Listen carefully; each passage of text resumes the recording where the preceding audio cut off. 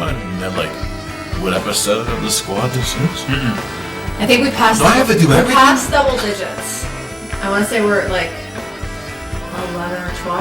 I don't think we got it that far. Did we do that many? I don't think so. I think we definitely at least had 9, and I want to say we're. Are you sure about that? Yeah. I thought it was 7 or 8. We've been doing it for 3 years. No, I think the last one I thought was 11. Yeah, I thought we were like, was it? Yeah. Because I feel like it's Who been. knows? I don't know. Because I think we started in 2021. Yeah. I thought. No, because it was the 2020, tail right? end of the pandemic. The pandemic was going on the first Yeah. The time. first one I think was in the Yeah. winter. At the of end. Because you two were in separate rooms, I remember hearing. Well, me and him did the first one in 2020. Yeah. In early 2020, In like May. Yeah. Oh. Because I had something pop up today that said it was like saying it was our first one. Oh, okay. I Oh, think it was wow. in 2020. Yeah. It was but later it might in the be year. today. That's what I Wait, was so if thinking. it had been our first one, Yeah, that and would it have been our was first one then. It was just something that I think maybe we posted about our first one. Then it should be I'm so online, too. intrigued. Yeah. Go ahead No, and I'm check. like, Yeah, where's, yeah, I gotta check find my out. memories because I would have posted it Give me a too. chance to eat my Yeah. pretzel. I think it is. Yeah. Look on your Look at my memories. memories. It should be. Okay. Is that what it Is this says? the first one? The first time we did this, we weren't calling it the Squad Series. We just Right. kind of did a podcast The together. second time we did it. Yeah.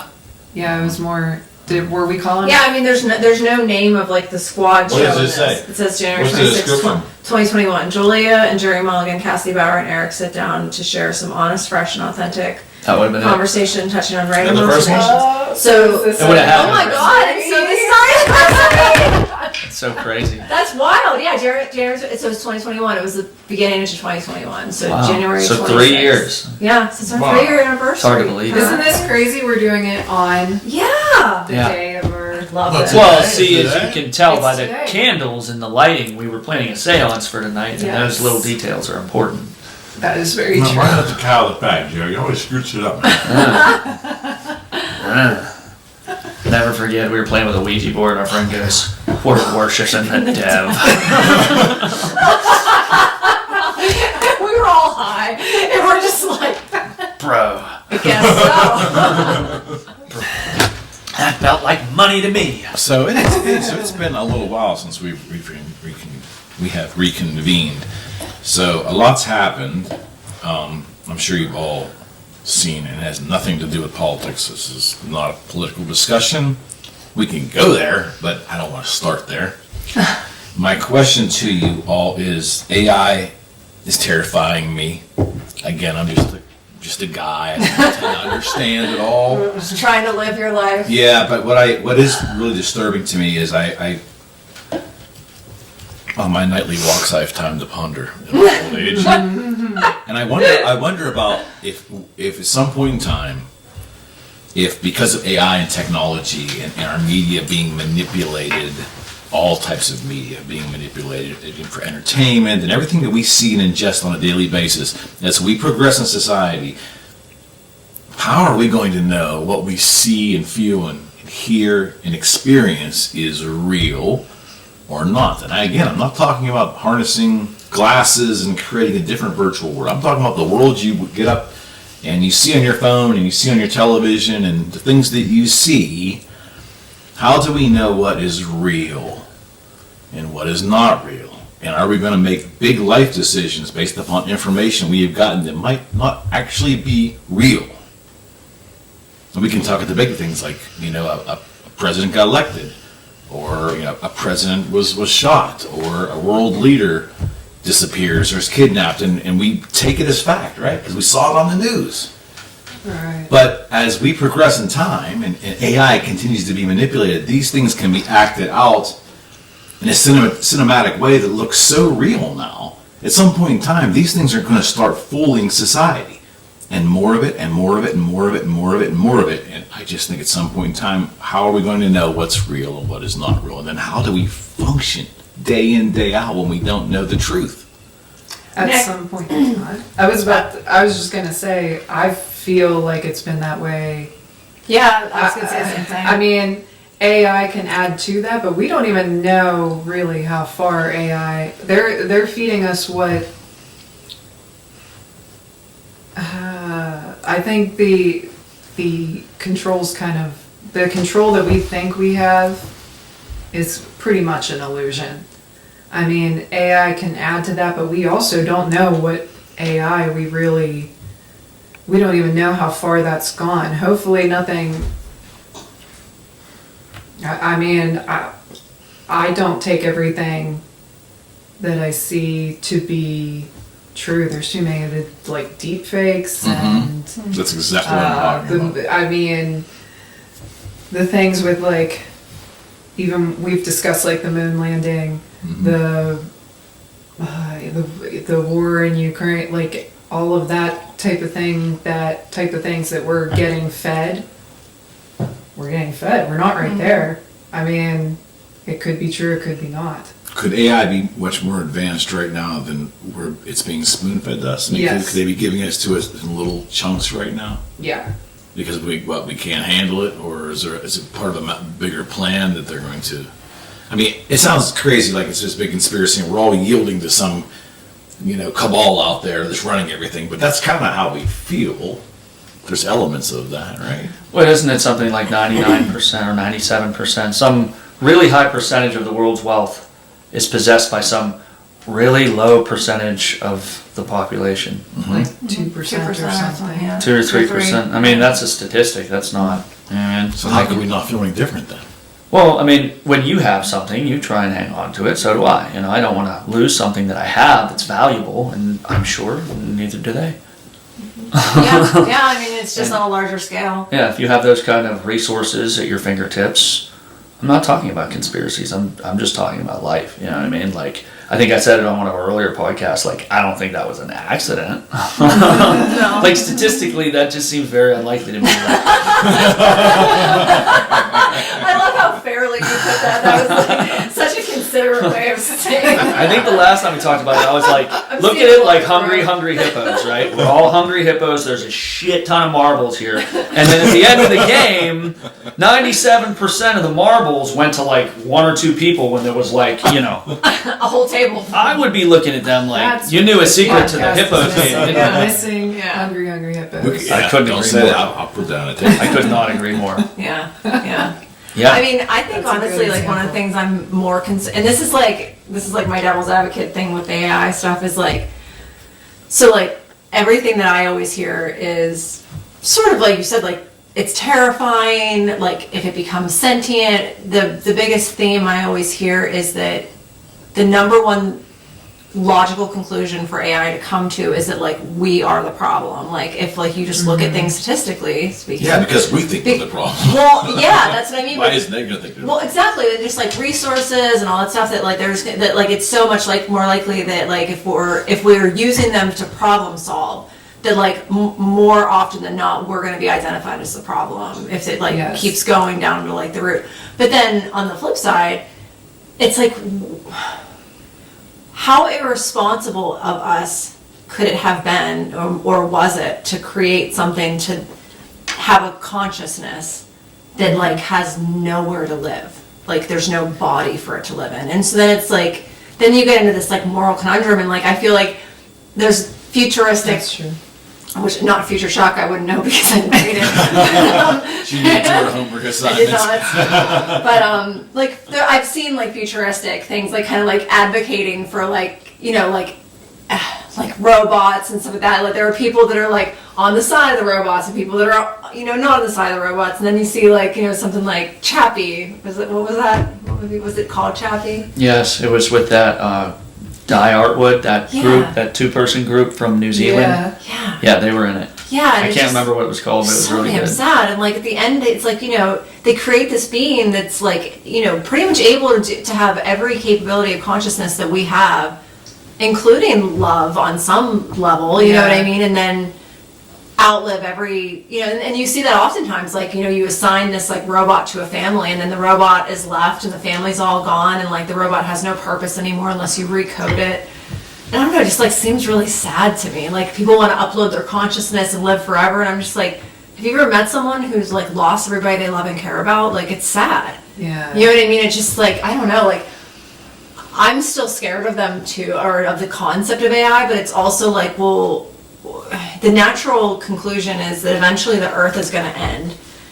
We're all going to die. You know what I mean? We're all biological beings, and like, you know, we're going to die eventually. And like, I believe in a soul and all that stuff, but it's like, if we create something that's like earthbound, but has no like time limit and body, like, And I think is there a crossing over of like? But is it alive though? That's, well, and that's just it though. It's like, what is? But that's. I don't think it is alive. But that's the thing, is it's conscious. Is it? We don't know that. We don't know, and Yeah, that's, that's but like- that, and that is kind of like, that is the speculation, is like, when does consciousness occur? When does something become self-aware? We don't know, and it would be difficult to prove, especially because there's learning programs. You know what I mean? Like that it can mask the illusion Yeah. of consciousness. Right. Yes, But here, yeah. the interesting thing to me would be if AI is as smart as it probably is, because it's already able to do things that we as individuals cannot do. Correct. If it did become sentient and conscious, would it be the smart thing to let mankind know that it had happened? Sure, exactly. Is there a flipping of priorities there? You know what I mean? Because like with anything, there's the primary objective. This is what you're made to do, and then like a learning program is able to learn to do separate tasks and things like that it wasn't originally programmed to do. Right. But I'm sure, even though I'm not like an expert on this shit, that there's like some primary directives, like you're never going to become so intelligent or so aware that you decide it's okay to harm a human being. You know what I mean? Do you think that's out there? Not in the military robots. Fuck no. No, yeah, absolutely. Didn't mean to drop an F-bomb so soon in the episode. That's kind of their purpose. Off the races. It's kind of their purpose to hurt people, Yeah, you know? And yeah. then, so like that's a good example. Okay, you have military robots, like these military contractors are designing them. We've all seen the Cass and I were watching a video game show.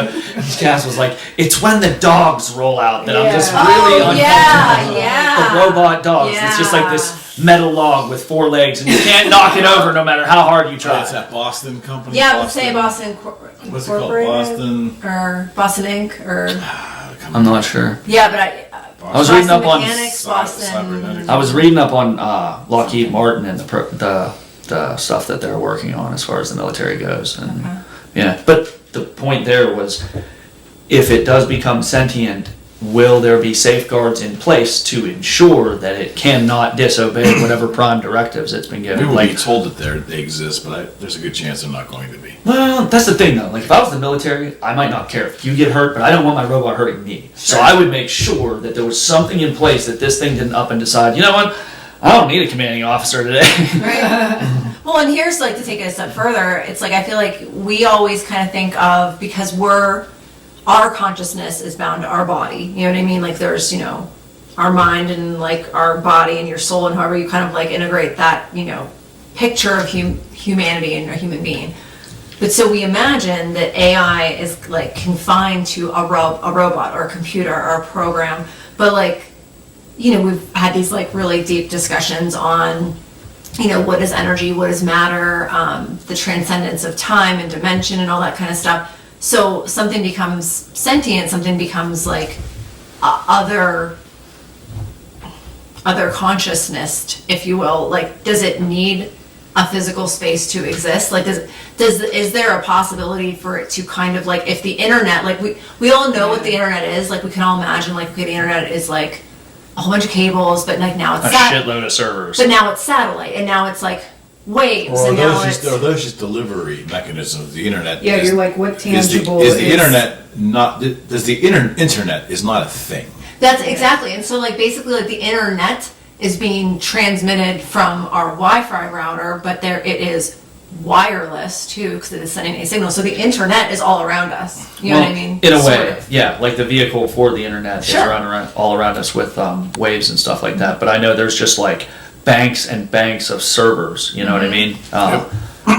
With more computing power than I understand. They were Because putting that's them not on really boats my. for a while, there, weren't they? What's that? Remember they were putting them on boats for a while? Were they? Yeah, like barges. Like I think Google had these barges they were putting out to sea out in California, and they were just putting banks and banks of like. I servers just on. remember seeing something that was like underground and it was all climate controlled, and it's I'm just sure- I'm banks sure. and banks of these computers Like, I think their They servers, probably I don't need know less enough and about less of this that to talk hardware about as it. the technology goes, as the transistors become smaller and smaller, and then I guess quantum computers next. I don't profess to understand that, but I don't either, but that's an interesting point because, like, what if we've talked about the Internet of Things? You know what I mean? Can someone refresh me on that? The what? The Internet of Things. We talked about it on a prior show. Like the Internet of common items and physical, mundane things around us. I can't remember.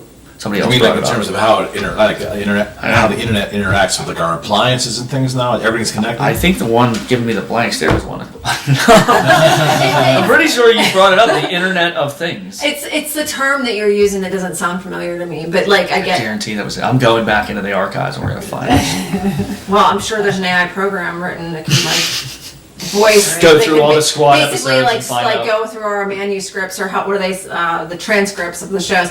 I don't remember it being like that term, but like as far as the internet, well, see, your phone was just but see, it knows it's part of it too. Oh, that's that. But I mean, like Just just start kind walking. of the idea that all of this stuff like is like connected. Is that kind of what we're like? I Is that don't the remember. It was concept? called the Internet of Things. Well, do you I'll ever have to feel look like? into it. Do you ever? I don't know. Overwhelmed is probably a tough word to use, but I feel sometimes if I'm already anxious and I'm having a rough day or whatever. Sorry. Here, sorry.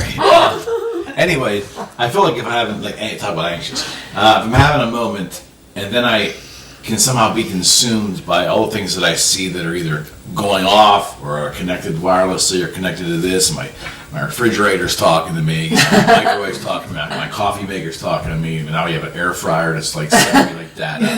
Everything is just everything's connected. Everything is effing connected. And sometimes I just want to, roll out of bed, scratch my ass, go downstairs, put a coffee in, and just stand in the kitchen and just in complete Not have anything talking to normal itself. peace, like Yeah. nothingness, right? Yeah. Step outside, I try to get that, but then cars will go by. It's like, it's, I think we're overwhelming. I'm not saying we are. I feel at times I'm overwhelmed by just too much connectivity. I really feel it. I Overstimulated. feel it all the Yeah. time. Even if I'm not actually being stimulated at that moment, but it's still around me, and I spend mental energy thinking about it because I see it. Yeah. Holy shit! My refrigerator's got this drawing pad on it. You know, I don't need this. This is insane. Ours plays little songs. Yeah, when it's like open to All our shit plays Like little songs. Luckily, it doesn't right? talk to Cars us. got all but- kinds of stuff going on when you go in there. Yeah. You go into the office. Computers can do all kinds of stuff. No one. I mean, it's just. I just think like kiosks. You go into a store. You got to interface with a touchpad now. Most of the time to check out of the place. Or now you go in, you look for something down an aisle, and like there's little keypads in there to help you find something that's on the actual aisle you're standing in. It's like at some point, can we just be? With the organic way a human just exists and just. You gotta go pretty far. I know, Yeah. right? I I'd say know. that's why it's recommended that just because there is so much running through our body and it's being intercepted by everything, that's why you are supposed to go where there are no electronics and get grounded and get feet to grass and touch some grass sometimes, just because it does actually interfere with. I believe it. I totally believe Yeah. it. Well, and you look at kind of like, I don't know, it's a weird kind of thing to be in the middle of because we were talking about like, just different areas of business with AI and like how that's going to affect, different industries and whatnot.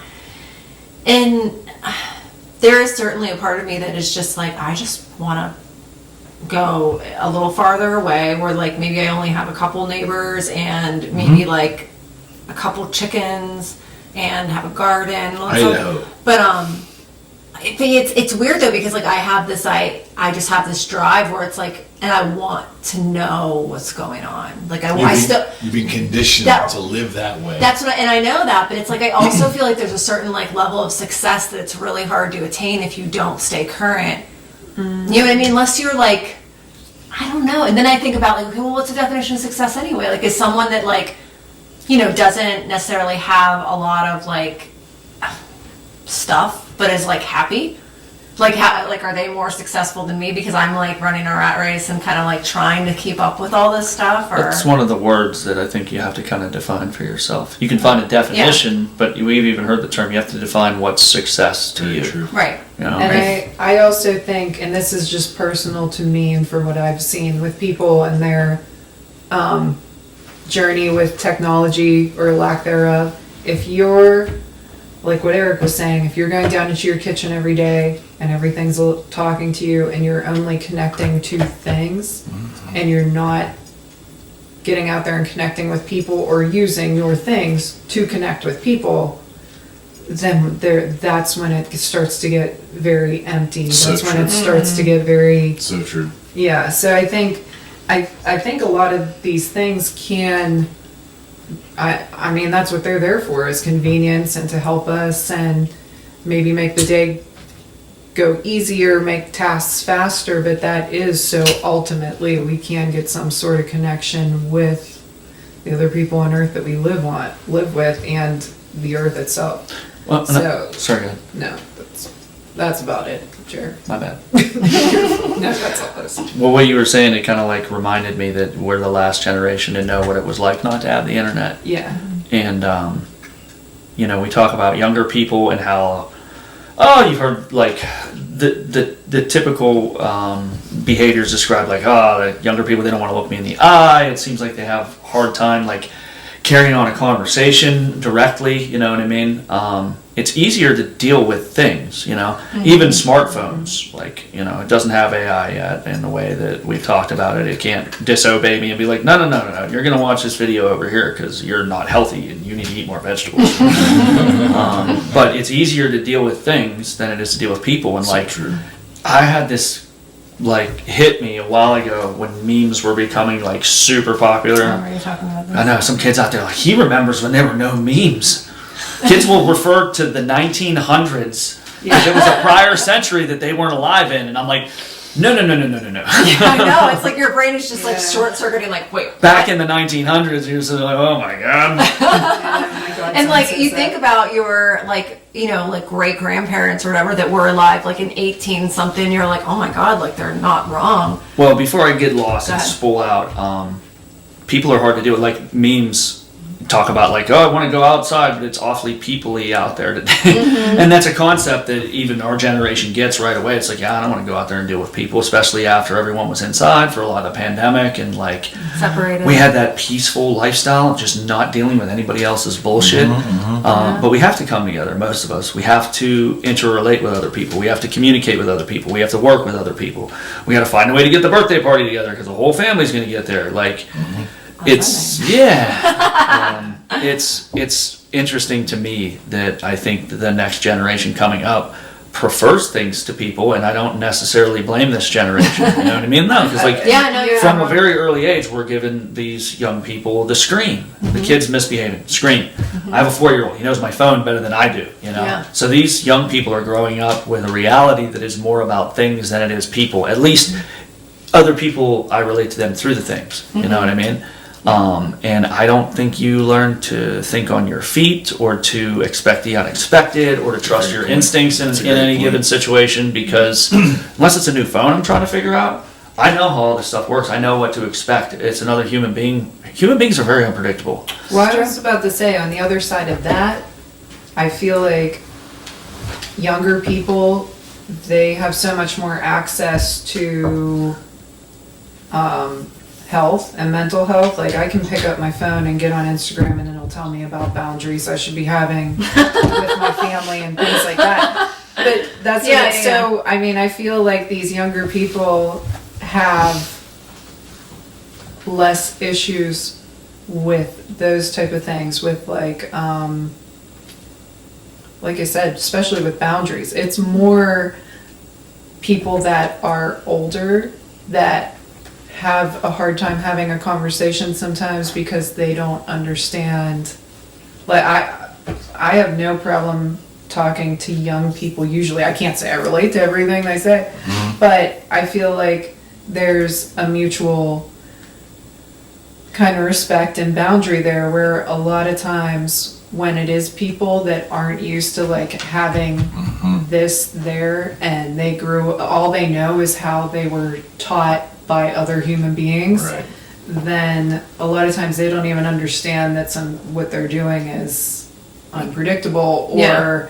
It can too feel much. invasive. It can Yes. feel like, and I'll And- notice that at work sometimes too. Like yeah. people will just kind of like pop like into my cubicle, and like I'm pretty open, so like I can totally deal with it. But I notice like younger people don't tend to do that in the same way as Great my. observation. And I would have never put that together if you hadn't said that just now. But Well, like my even coworkers that are older than me are more likely to just kind of like get right next to me and be like, hey, and you start talking to me, and it always kind of startles me because I have my headphones. I'm like, what? I think when I was younger, I was more okay with being like touched and hugged and stuff by people that I didn't really know that well, just because Sure. I was taught when you grew up, like you respected adults. All adults were kind of, you listened to every adult. Every adult was right. If they wanted to give you a hug and kiss, you did it. If you always listen to them. And I think now we're teaching, and I've said this before on other podcasts that we've had, I think now we're teaching the younger generation, even if we're not teaching it to them, it's on here. They're seeing how many times there were adults that crossed lines and that they shouldn't have been listening to them, and that they should have been more guarded, and that you don't owe anybody anything, and you don't owe this family member anything. And I think that is a change from how we maybe grew up. No question. And No we question. didn't have access to anything else either. Do you ever wonder though if it's like making people more sterile? Because like I was like raised in a pretty like touchy-feely environment, and like I'm kind of like more like that to some degree. You know what I mean? Like I'm definitely very conscious of other people's boundaries, and so like I'm always aware that like I'm not gonna just like go hug somebody that I don't have that kind of rapport with, because like I was raised that way. You know what I mean on some level? No, but like I was too, but I think it also, for me, and maybe for other people too, it blurred those lines of like what was appropriate. And I didn't know what, even if I was uncomfortable or if they were pushing it, the boundaries, or had ill intent, I didn't know to say no. And I agree, because I definitely can relate to that too. It's just like, I feel like the sad part about that is like, you know, if that becomes like the kind of the standard, it's like, so are people like not gonna hug their family members anymore? I know. Like, I feel like, is the you know scale what I gonna mean? tip Like, so that- far the other way? And it's like, should you have to hug every family member? Sure, certainly no. Technology's going to make society more impersonal. I think that's just an I mean, you know, over Well, and even time. COVID, Right. like Unless AI let's say- unless AI is super touchy-feely. Yeah, that's What if the robots start getting fresh? What do you do about that? That brought me back. Okay, so it's totally side note. Like I forget. Like someone was. I don't remember if this was an art, because I did actually read like a couple of things when we first decided to talk about this. There was like something that was saying, because there's all the ideas of what you're going to use AI for, as far as, you know, writing programs and utilizing it in business. You know, we were talking about like real estate descriptions, things like that. But also, you know, interpersonal apps. Like there's already boyfriend and girlfriend apps. Like basically, like you can create an AI boyfriend, and people are doing, like, because I listen to like relationship podcasts, and so like I've heard about this a long time ago. Basically, you can create a boyfriend app. Okay.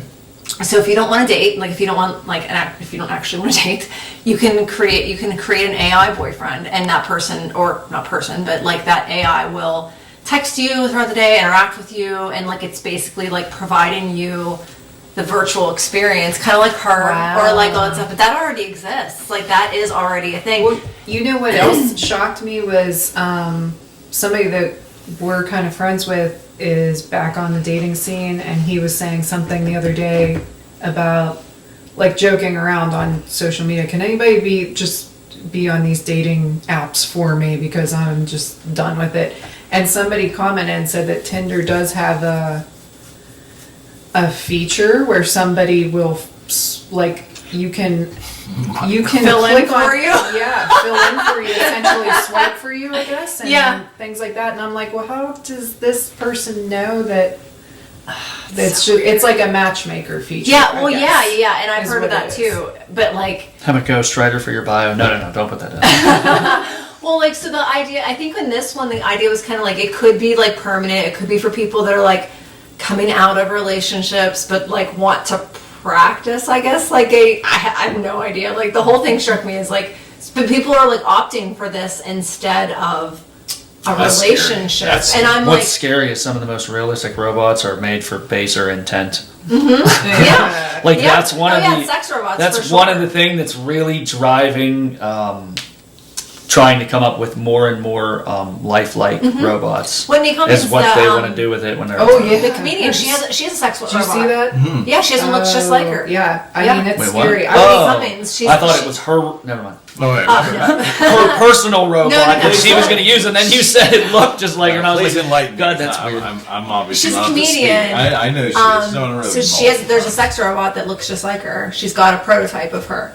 And like she did one of her And first. when we say looks just like her, I mean, It's exactly like she did a comedy special. Didn't one of her Yeah. special. I didn't see that one. So what's the point of the robot It's a sex robot. Like for her? Like is no, for That's for what I other thought. people. so when she just Wait. wants That's to what I thought too when you met it. I'm like, boy, is that Wait, kinky? she It doesn't looks wanna just have a like relation you. With her boyfriend, she just sends the robot to take her place. I mean, I guess it could be used for that too, Yeah. but it's for people that want to. I don't fuck her know. that she's I don't able to know if that fuck, was I the guess. joke. So then when you get into like, how do you legislate that if they become, if these sex robots are like Become sentient, are they- affordable and everybody has one, like what if your wife leaves you and you just get Her likeness. Yeah. Yeah, like well, where does And the, she'd be where, like, this makes me uncomfortable. where do the but it's legalities not fall against into the law. place? Yeah, exactly. What if the sex robots get together and form a union? And what if they become They probably sentient? And what if deserve they? No penetration without lubrication. WD-40 or 5W30? Be like, I gotta go, man. There's like 8 robots in front of my house with picket signs and shit. Don't repeat that, by the way. They found me out. They found me out.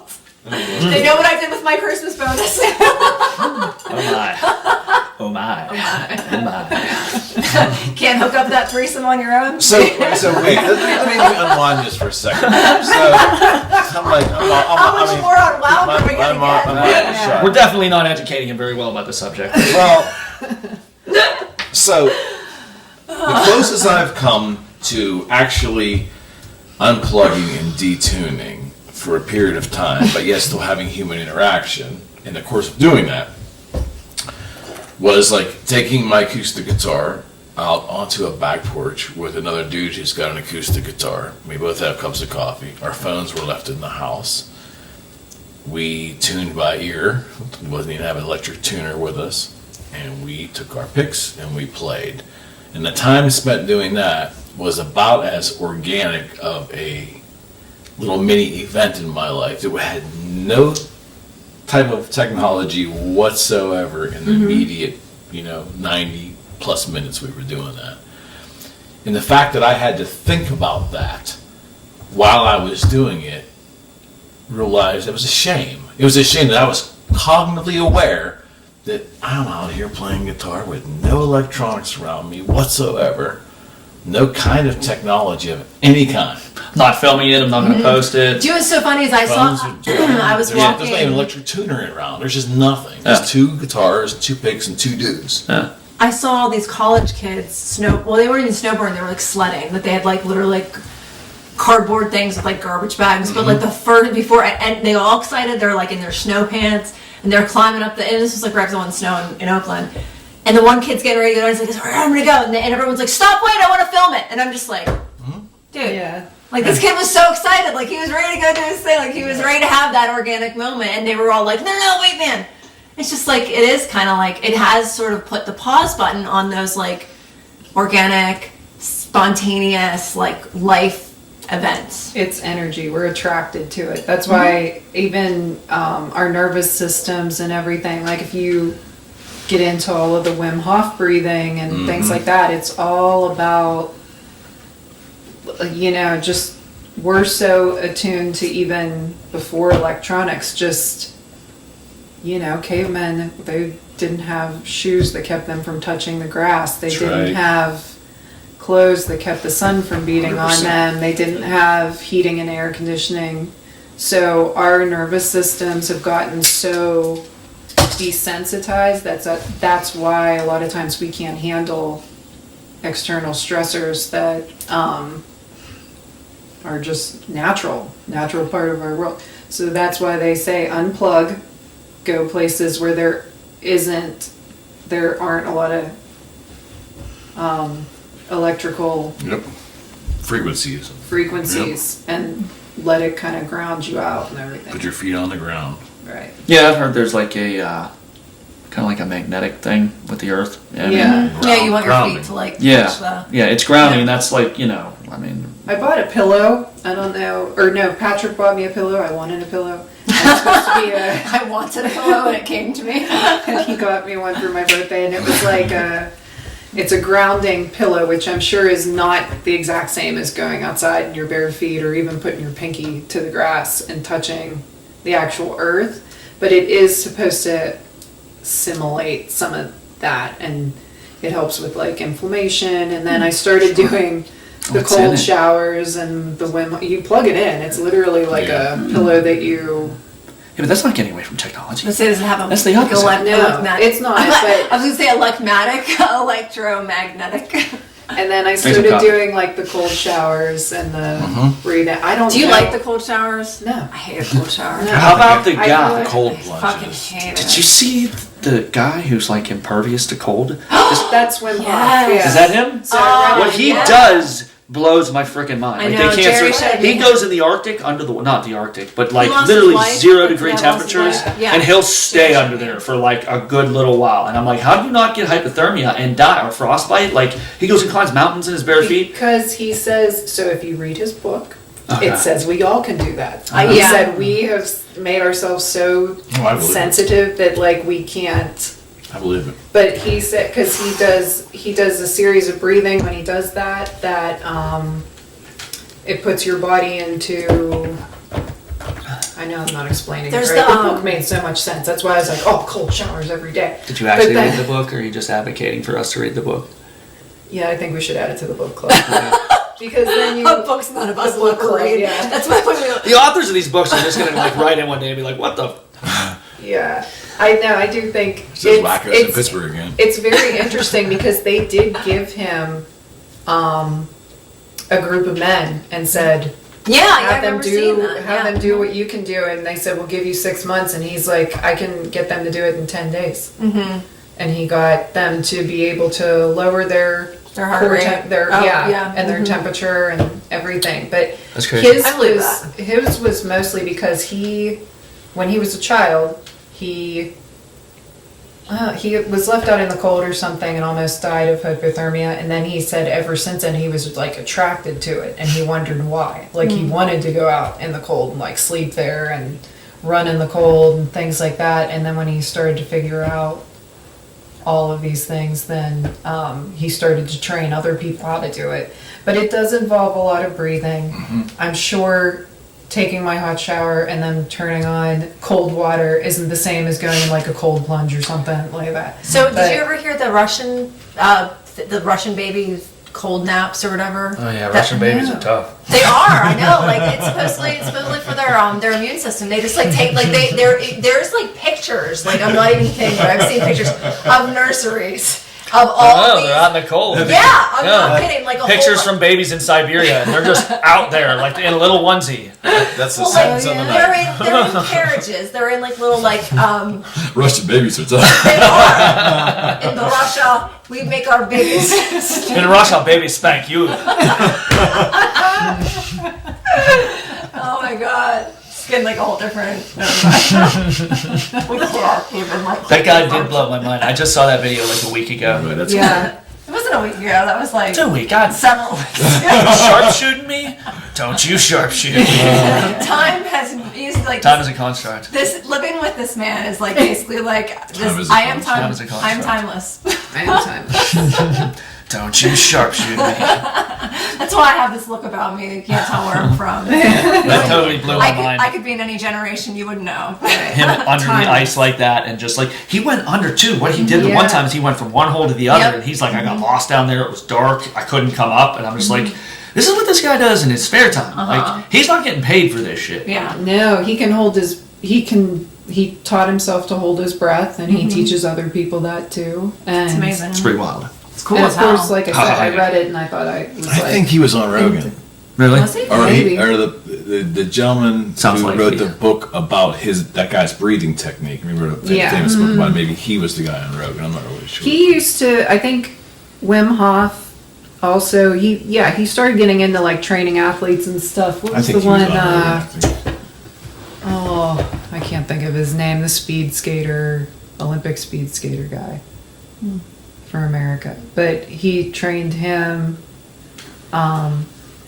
It's a lot of like where the cold plunge thing came from. But yeah, Yeah. it's amazing. The human body is amazing. Yeah. Oh, If yeah, we for let it sure. And be. it's also very resistant. I read an article about a woman who froze basically to death. Remember, it was like right after we read that, and then I found this article. It was this woman, and it's like she's just living a normal life now. Like she basically like this guy found her. She had been frozen overnight. That is so She weird, was though. stiff as a board. They take her. They're sure they're not going to get her back to life or whatever. Like her pulse had like completely like kind of That's like crazy. died down to like this like really low like pulse or whatever. They bring her up, and this was like I want to say 30 years ago or something like that. All they used was like warming blankets. Like they didn't have any like high tech. They just brought her body temperature back up and Put her like. ass in the microwave. Yeah, and she like worked at like Walmart or something like now. Like they did this huge feature on her at the time. They're like, woman brought back to life, and like later like they like did like a revisit of her, and she's like, yeah, I just don't think about it that much. She's like, not a big deal. Yeah, like she's like, she just lived her life, like Yeah. whatever. But I'm like, She's like, I'm a little stiff, but yeah, other than that. Well, I what still have about- cold hands. Exactly. I feel like I could never get out. Like that's like I always wonder sometimes if like I drowned in a past life or like froze in a past life. Like I just like I've always had that fear of drowning. Oh. Like the idea. I know you can make yourself like breathe like a lot longer, like or hold your breath long. Like people can train them. So I have no desire to do that. I'm like I don't care how long I can hold my breath. I don't want to.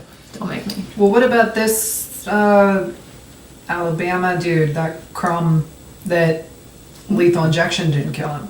What? You didn't hear about that? No. I feel I like think you it's should Alabama. get pardoned after that. They Yeah. had one Yeah. shot. Yeah. They fucking didn't Yeah, get it. because It's an act of God. Exactly, Let him yeah. go. Back in the No, old you're days, right. if something happened and like the tree branch or whatever, like if you survived your execution, they'd let you go yeah, sometimes for because sure. it's an act of God. Yeah. I didn't Yeah. understand why this went on for 22 minutes. Well, the lethal injection never worked. So then they did the Nitrogen or something? Yeah, yeah. No, the gas chamber. And that just Right. got They had- approved, didn't it, by the judge down there? For that to Yeah, and happen? it's kind of controversial because he lived through that. Yep. But they said he was sitting there like holding his breath, like he was trying to hold his breath for as long as he could.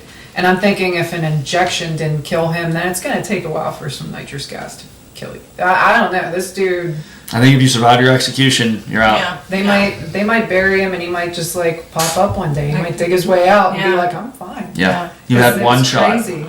One shot, you didn't get it. There's no kicking the field goal a second time. We're done here. Because how long he got the lethal injection? How long ago? And then it didn't really say anywhere whether No, it they hurt did. him at all. So wait, they gave him a lethal injection, but it didn't kill him. It didn't Right. even hurt And him. it should be, So at that's that why he moment, got it the should be night- over. They Right. shouldn't be That's what able to. he's Like saying. I said, back in the You day, can't if you revisit survived it, that. and I mean, someone would have to fact You're check a bad I mother guess. if you survive a lethal injection. Yeah, you Well, got one and chance. Yeah, you deserve to live after that. Like I don't know what you. None of us deserve to live. Well, Well, then I guess that's what AI would say, and that's why we're going in the direction that we're going. They're like, look, none of you deserve to live. but they're not sure. Like I think he's the first one to get this nitrous because they are having a hard time getting the chemicals, materials, whatever to make the lethal injections anyway. But Just like everything else. they tried this nitrous on him, and it's still controversial as to whether it's humane or not because he lived for like a long time through this Yeah. nitrous. And his wife was there watching it. Did you read that? Like she wanted to be a witness in Yeah, that thing. Like, yeah. I'm like, how's that work? She's probably scared to death. She's like, is he walking dead? I mean, how does that work? Because he like I said, he lived for a long time, but they said he was like holding his breath for a long time. Wouldn't you? Yeah. I'd be a whole I mean, Might what's he just gonna embrace do? it and be Yeah, like, I know. this is terrifying, I'm ready to be done here. I know. I feel like I don't know that I'm the best person to have on like your survivalist team. Yeah, because I'd give up. I know I'm not. fast. I'll tell you what, it depends. Like, if I think I'd be a great person in an apocalypse, if I know I've got a shot, you know what I mean? If there's hope. But like, if I'm already like destined, if I'm in the chair, if you know, I'm like, it's. I agree. Like, What are you planning over there? just in case. Something Why do we happens. need this as a contingency? All right, let's do right turn. Since, because and this Obviously. is fantastic because I didn't bring this up. So, we don't have to. This does not have to be a political discussion because my view of it's not political at all. It's philosophical. So, what's your stance on the death penalty? I go back and forth. Yeah, Yeah, me I was too. about to say that's such a difficult. I go back and forth. I'm like, it's not just inhumane, it's a waste. You know what I mean? You could sign a piece of paper, they could experiment on you or do whatever they do and just kind of like disregard your human rights. Like, people are like, that's awful. And it's like, you're going to die, or you can let us put some makeup on you that might burn your skin off rather than like do that to an animal. And, you know, you did some bad stuff. Yeah, I mean, I think it should be maybe an option. It's kind of ridiculous, but Medication trials. yeah, like they're all hot to put Yeah. microchips in people's brains so that they can like think directly into their smartphone. Try it out on one of these guys. Yeah. You know? And they should have like, I don't think it should be forced. Like, I think you should have an option. Well, you know die what I or mean? you do this. That's Yeah. your option. That's what, yeah, exactly. That's what I'm saying. Right. Like, We won't cut anything yeah. off of you. We won't torture you Yeah. per se, but we're going to test stuff on you that could kill you. It could Or make hurt you you, very or- sick. It could set your hair on fire. We don't know what it does. Yeah. Yeah. True. I think that's more humane than doing it on animals. Yeah. And it's more humane than dying. And You if know? it's the person's choice, and if someone decides like, hey, that's not humane enough, Right, like then you I'd get to rather die. then it's Right. like okay, then that becomes your choice, and then it kind of does take it off the executioner too, because then it's like you won't have to like have someone like I keep trying to get back to this the hangman's daughter or whatever. It's like a series that Jerry bought. Didn't read And then it. decided he Imagine didn't it. like. I know a whole series of books he bought. He decided he didn't want to read. So I'm feeling obligated to read them. But the whole concept is like that, like hangmen in this time, it was like a family trade. You know what I mean? But that there are these almost like they're almost akin to healers. Like they have a lot of the same, like traits and like skills as like the healers in the town do. Because you know, like all medieval times or whatever. Sure. But that they kind of like came up similarly, and that like them, the doctors, the modern day doctors, and then kind of the alchemists are all sort of sharing information because they're all kind of like working along the same lines of life and death or whatever. Okay. But it's like I feel like no matter whether you choose that as your vocation or not, or that just kind of chooses you in the modern times or whatever, like you just find your way into this career. It's kind of a lot to put on somebody. You know what I mean? It's like okay, well someone has to do it. You know what I mean? Don't they rotate the staff out, though? Yeah, I think so. But I think you have to do you have to agree to it? Like, how does that? Are you considered like medical? I don't know. Honestly, I don't know enough about When it. they did the firing squad, didn't they like load certain rifles with blanks? Yeah. Yeah, so that no you one knew. would actually know who. Did I kill a man? That Yeah. one guy missed, Right. and that guy walks away. Yeah. I didn't know that. That's pretty good very odds. Interesting. Yeah. It's pretty good odds. Shot in the pelvis and survived. Huh? That's not good. Who's aiming down there? That's not. That ain't below. nice. That's below the belt. Below the- nice. I used to be the staunch. That goes back to my early days of staunch conservatism. Of course, I believed in capital punishment. Of course, I did. And then, over the middle years of my life, I kind of just was wavered on it. And then, doing DNA really started to propagate. Like, the real excellent DNA. What's it? DNA research, right? Is it? What am I missing? Is there another term I'm missing? there? Genetics? No, I think you said about like DNA, like evidence. Yeah. Like Yeah, it's genetics, right? Yeah. when no, they because start- genetics is like the study of genetics. Like you wouldn't. Genetics is the study of genetics. Yeah, you wouldn't use You that. can't use the. I don't think the word genetics is like it's like that covers more like your genetic traits. That's more descriptive. It's incorrect. You're always schooling me on like correct usage So of words. genetics studies genealogy. Yeah, like whereas like DNA is like material, like Well, as genetic technology material. increases the validity I don't know, I DNA, think it's different. I should I'm not say sure. like that. Okay. You mean in the ability to like prove a crime? Yeah, but when we're able to take, as technology increased in the 90s and its early 2000s and onward, Oh, that's forensics. they were able There you to go. That's to for take crime. less and less. They needed less and less You're evidence correct. Yeah, that's what he's referring to to. pull DNA from, and the technology's got better and better. Then I started to really waver, and then I had a moral dilemma, having a deep discussion. I think it was somewhere around 2008, 2009, with someone where they made a compelling case to me that, you know, we now we're so much more certain today of evidence that's been examined by DNA than we were 20 years ago.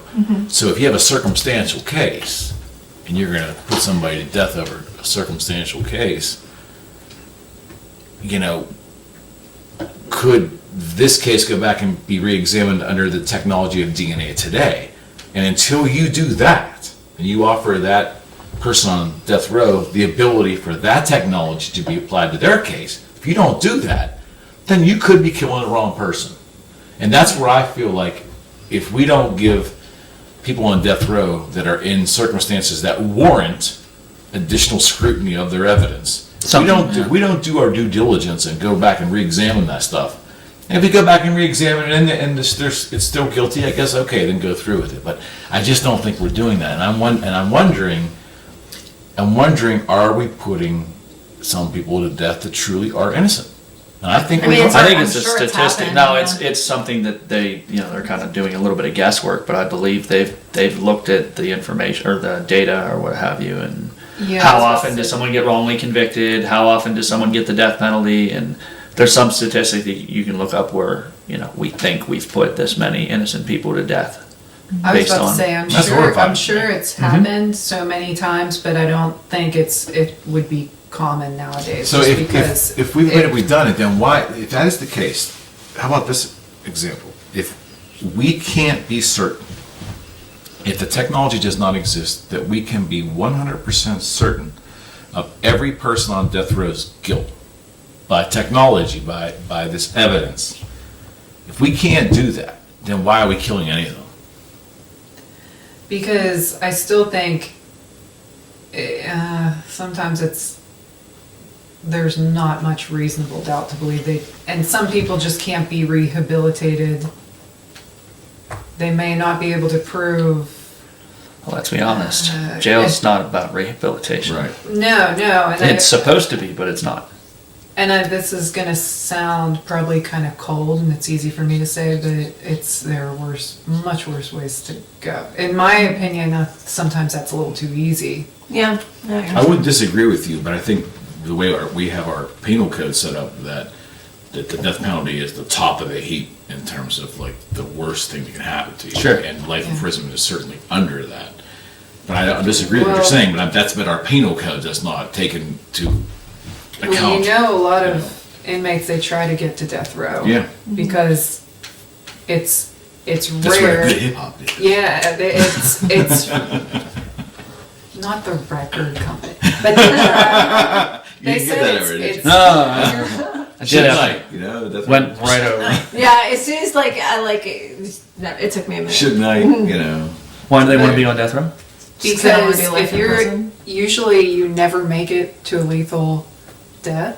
Yeah. You just end up in death row for years and years and years and years, and it's better than being in the population. Gen pop. You get treated enables better. you solitary is what it does. Yeah, there's Well, less shit, I'd less probably treat people. it better too. So that's kind of a unspoken Yeah. thing. Is usually they want to get on death row because they're probably not Going to be executed. going to be executed, but they're going to have a better Life. digs and everything. Yeah. And then taking it back to AI, and this is just a movie, so a fictional movie, but did anybody see Gamer? I think I brought it up before. Gamer. It was years ago. Terry Crews was in it, and Michael C. Hall, and who's the main guy? Oh, I forget his name. 300. Who's the guy that was in 300? Haven't I brought this movie up before? It's Oh, Russell Crowe? That was Gladiator. No. Yeah, what was his name? 300. I only saw it one time. I'll be honest. Anyway. Yeah, I keep thinking of Gladiator too, honestly. This is one movie where Terry Crews plays the villain, which is terrifying. He should never play the villain because he's too scary as a villain. But what it is Michael C. Hall is like it's kind of put towards the future where there is like a metaverse, but more in the way that you're going to put on goggles and go there type thing. You're going to put on something. So there's a kind of Sims-like but realistic place that they call society, and people give their bodies to work in society and they get paid, so they don't have control of their body, but somebody can play them. Okay. Oh. So what happens to their consciousness while someone's doing that? they're conscious. They are conscious, but they're They're just being not controlled the whole time. Yeah, That That sounds freaked me out. fucking terrifying. Why would But you, it's- why they willingly do that? for money. It's mostly like people that are You're poor, You're like, or Some people do most things. Yeah. like for example, like So they kill each other and stuff? It basically, if you go into society, it is very dangerous. Usually whoever's playing you is probably sick. They're going to make you do something or whatever. You know what I mean? Like, so Wait, do they have fancy little boxes that you lay in at home while you send your No, that's when you send your robot to work. That was a different movie. Never mind. but so anyway, Send the, your robot to work. That sounds It's a likeness of so you. much. There's dangerous shit in the world. That's Yeah. what triggered me, the memory. And like everybody has these like super nice like yeah, thing, I fucking didn't think of this guy. Dracula coffin that you lay in, and you send your bot out that looks just like you, or looks like somebody better looking than you, and like live your life this way. Because when you leave your house, it's very dangerous. Like they sell it on like a safety thing. You can get killed out there, And so most people, if they have the wealth and the means to breaking do so, protocol. they send this avatar out into the world, and they just stay in their homes, and they have these little boxes they lay in when they're out there, and. Kind of like Steve Urkel and Stefan, how he goes into that box and all that steam comes out, smoke comes out, and then he comes out as think- Stefan oh, yeah, on you Family are. Matters. No, I don't think I saw that episode. You don't remember Stefan from Family Matters? Steve Urkel would like, All I remember is Urkel. because since he was so intelligent, he created this. I don't talk about. Don't talk with my mouth full. Yeah, you're trying to work on that. Back to gamer. what was the rerun on that show? Wasn't it called Urkel? Gerard Butler. Oh. Butler. It was called Family Matters, but I was just joking. He would go in, Steve Urkel would go into some thing that he made, like some scientific box, and he'd come out as like a hot guy. I do So he remember could that. yeah. And his name was, he Urkel. changed his name to Stefan. Steve Urkel, remember the nerdy Steve Urkel on Family Matters? Did I do that? Yeah. And his pants. It was again. The pants up to there. You remember the pants, right? Was rerun on that show? Rerun. Didn't they do like a crossover episode with like Fresh Prince of Bel-Air once? Did they? I thought maybe they did Full House, because No, remember what's they were all happening? on at the same time. What? That was rerunning Raj.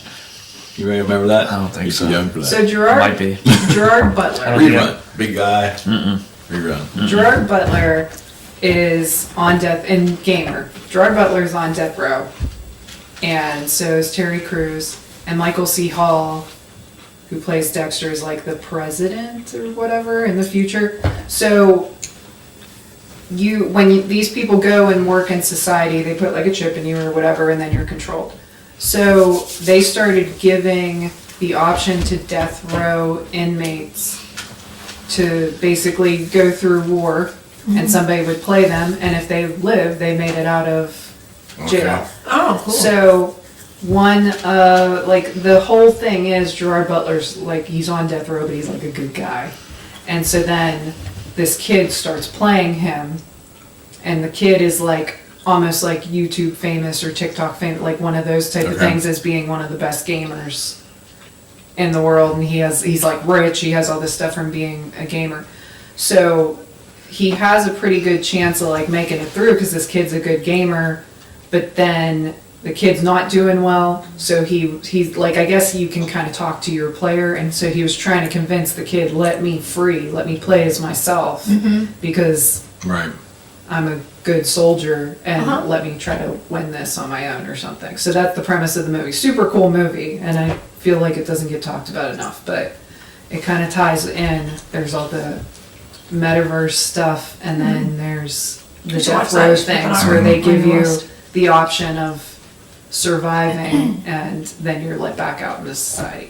Well, we didn't really It's terrifying. talk about the metaverse. You kind of mentioned it offhandedly, and I think what your lead in, Eric, was like, we're not talking about where you put the goggles on and basically go to the Matrix per se. The Matrix is around you right now. When you're Well- not choosing to go into like a What artificial intelligent. what Mark Zuckerberg is doing is he's trying to create a whole different like universe almost that would be kind of a merging of the physical world and the digital world. They have AI glasses, or they're called smart glasses. They already have them out, and it reminds me of Did The they like Simpsons. show all this like This- data about stuff or whatever?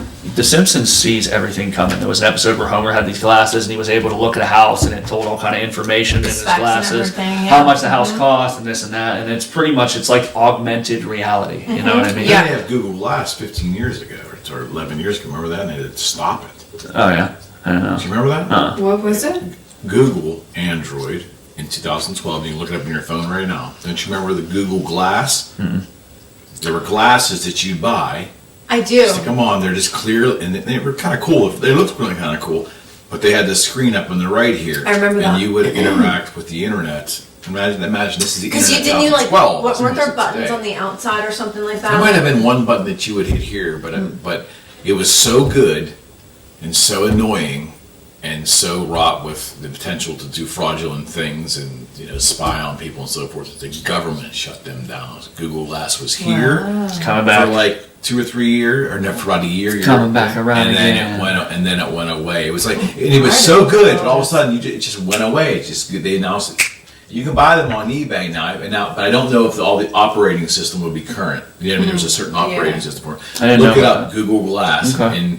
and the fact that they pulled that, to me, was like the government dictating to us that no, you people aren't ready for this yet. We haven't figured out a way to really control this yet. Apparently we're ready now because these glasses are already out, and they've put some out there only like $300. There's some that are like thousands of dollars. You know what I mean? But These are ones you order. You could wear these during the day, like Yeah, that's what these are. regular glasses. Nobody would know that yeah, you're well going through the internet. they partnered with Meta partnered with Ray-Ban, and so they have a bunch of different styles and colors and stuff That's like that. You can crazy. look cool as shit while you're interacting with this augmented reality, and it's only supposed to pick up more and more to the point where like we'll be old as shit and there'll be a bunch of kids in the room looking at AI characters that we can't see. You want to talk about a generation gap? Everybody's gonna have these glasses on. You don't have the glasses? But They live in a separate reality that Okay, only they can okay. see, and you're not a part of it. so here's Sounds where better Google to Glass me. was a little different. Like Google Glass wasn't creating a separate reality for you. What the Google Glass was doing was putting the internet, your internet screen, Yep. was literally on That's- the corner of your.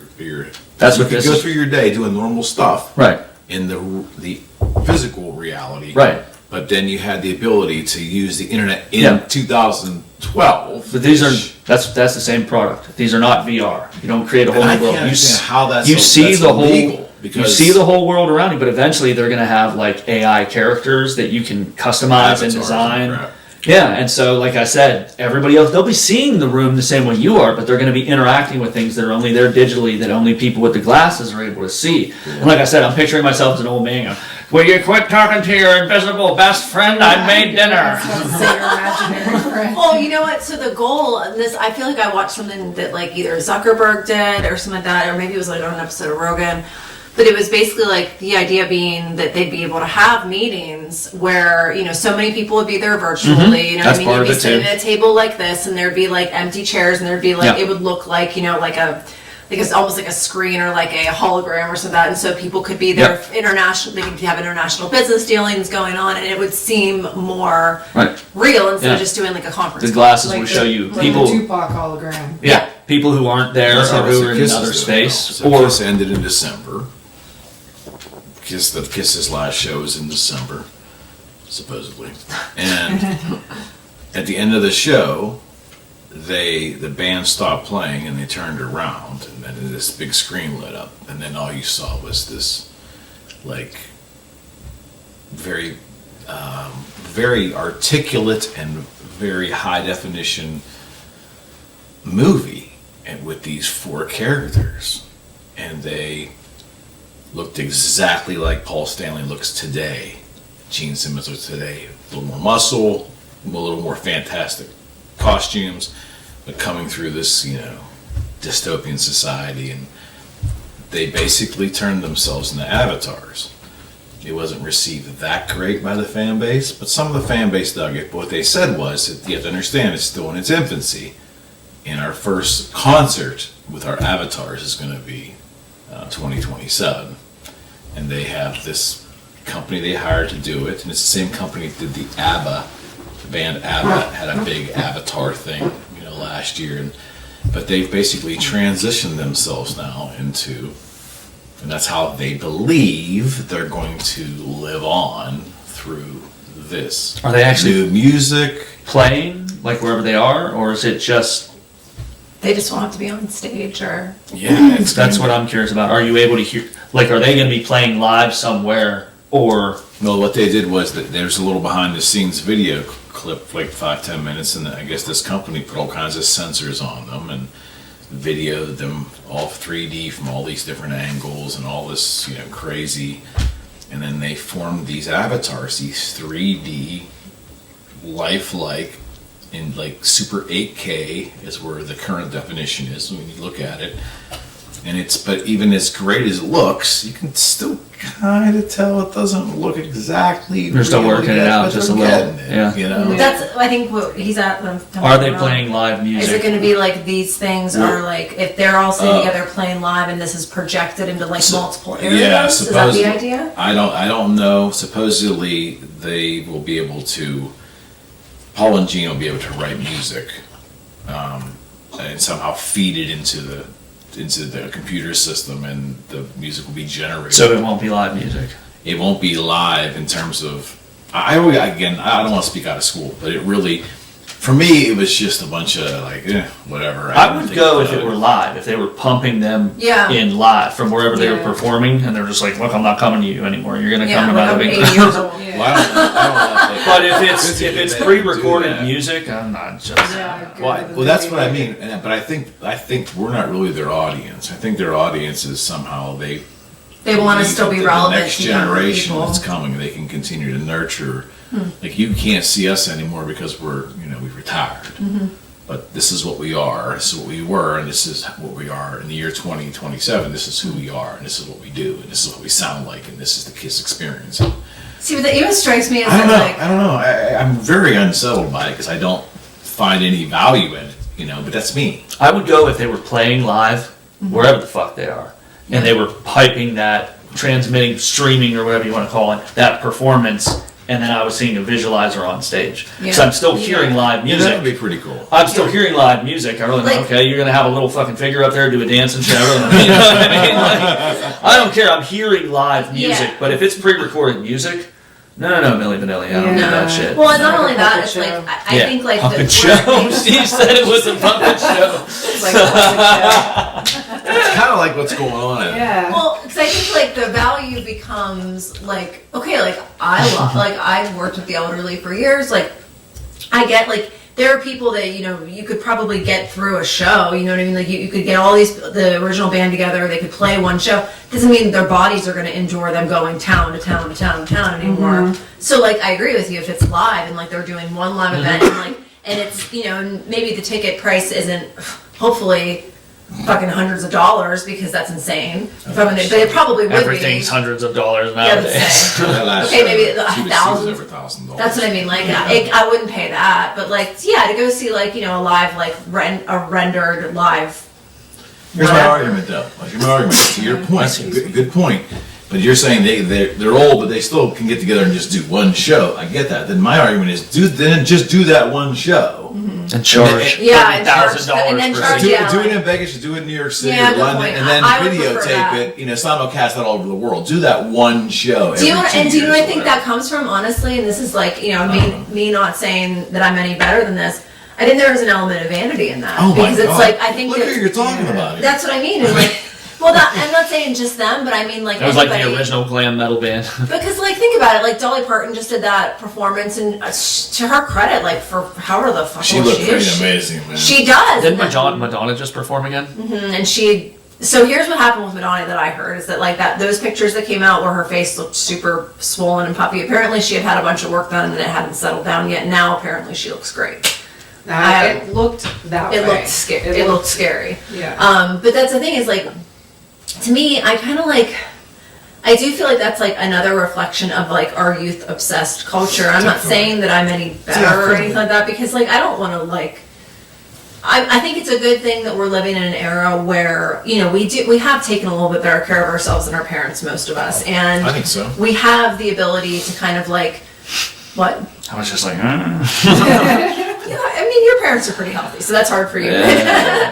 I feel like I have taken a little bit better care of I have myself taken than my parents. better care of myself than my parents have, for sure. And we have the ability to kind of like, you know, utilize different like, you know, things to kind of like extend our looks, extend our longevity, all that kind of stuff. Who knows? The environment might totally fuck us on that, and you know, all of our efforts. All of our efforts could be for nothing if you know, or you know, there's an atom bomb dropped us or whatever. So I mean, like, who knows? What there's no guarantees in life. But my point being is that like, in entertainment and everything like that, like it's always been desirable to look a certain way and everything. But now it's like we've gotten so far into this like idea that like, the expectation is that people are just going to look the same forever. They're going to move the same forever. They're going to sound the same forever. And like the human body, amazing as it is, and I do believe that it's far more capable than what we as like our most basic humans that aren't out there, you know, spelunking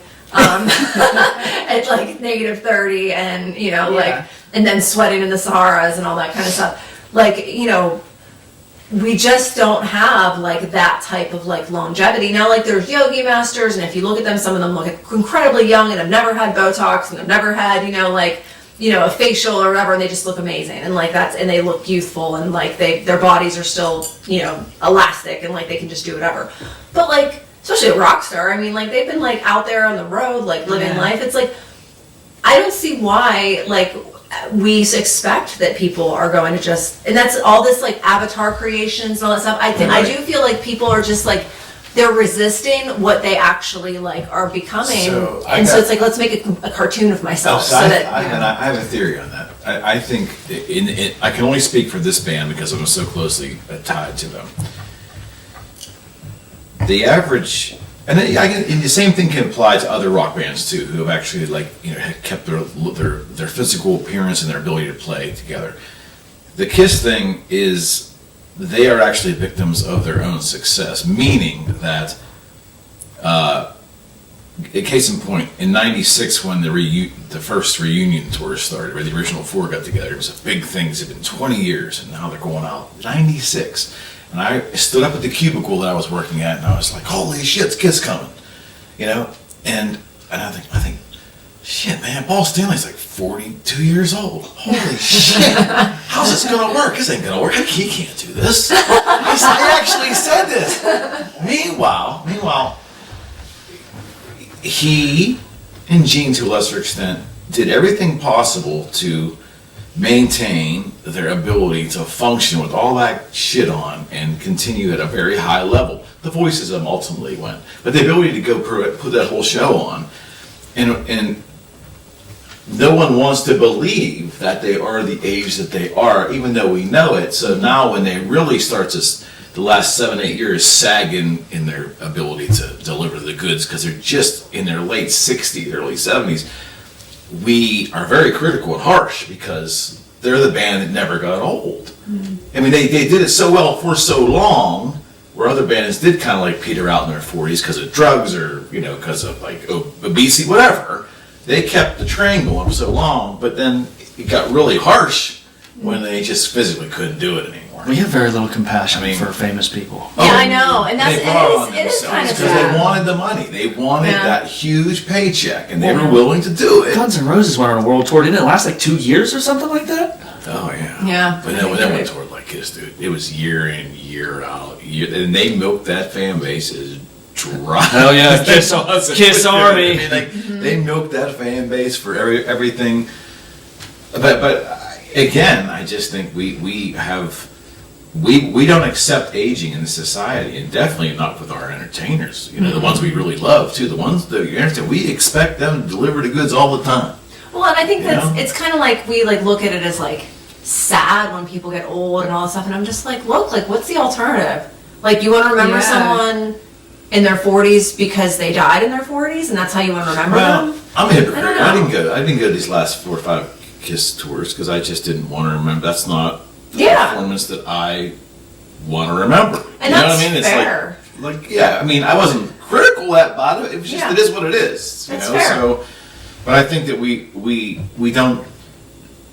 How do I say this?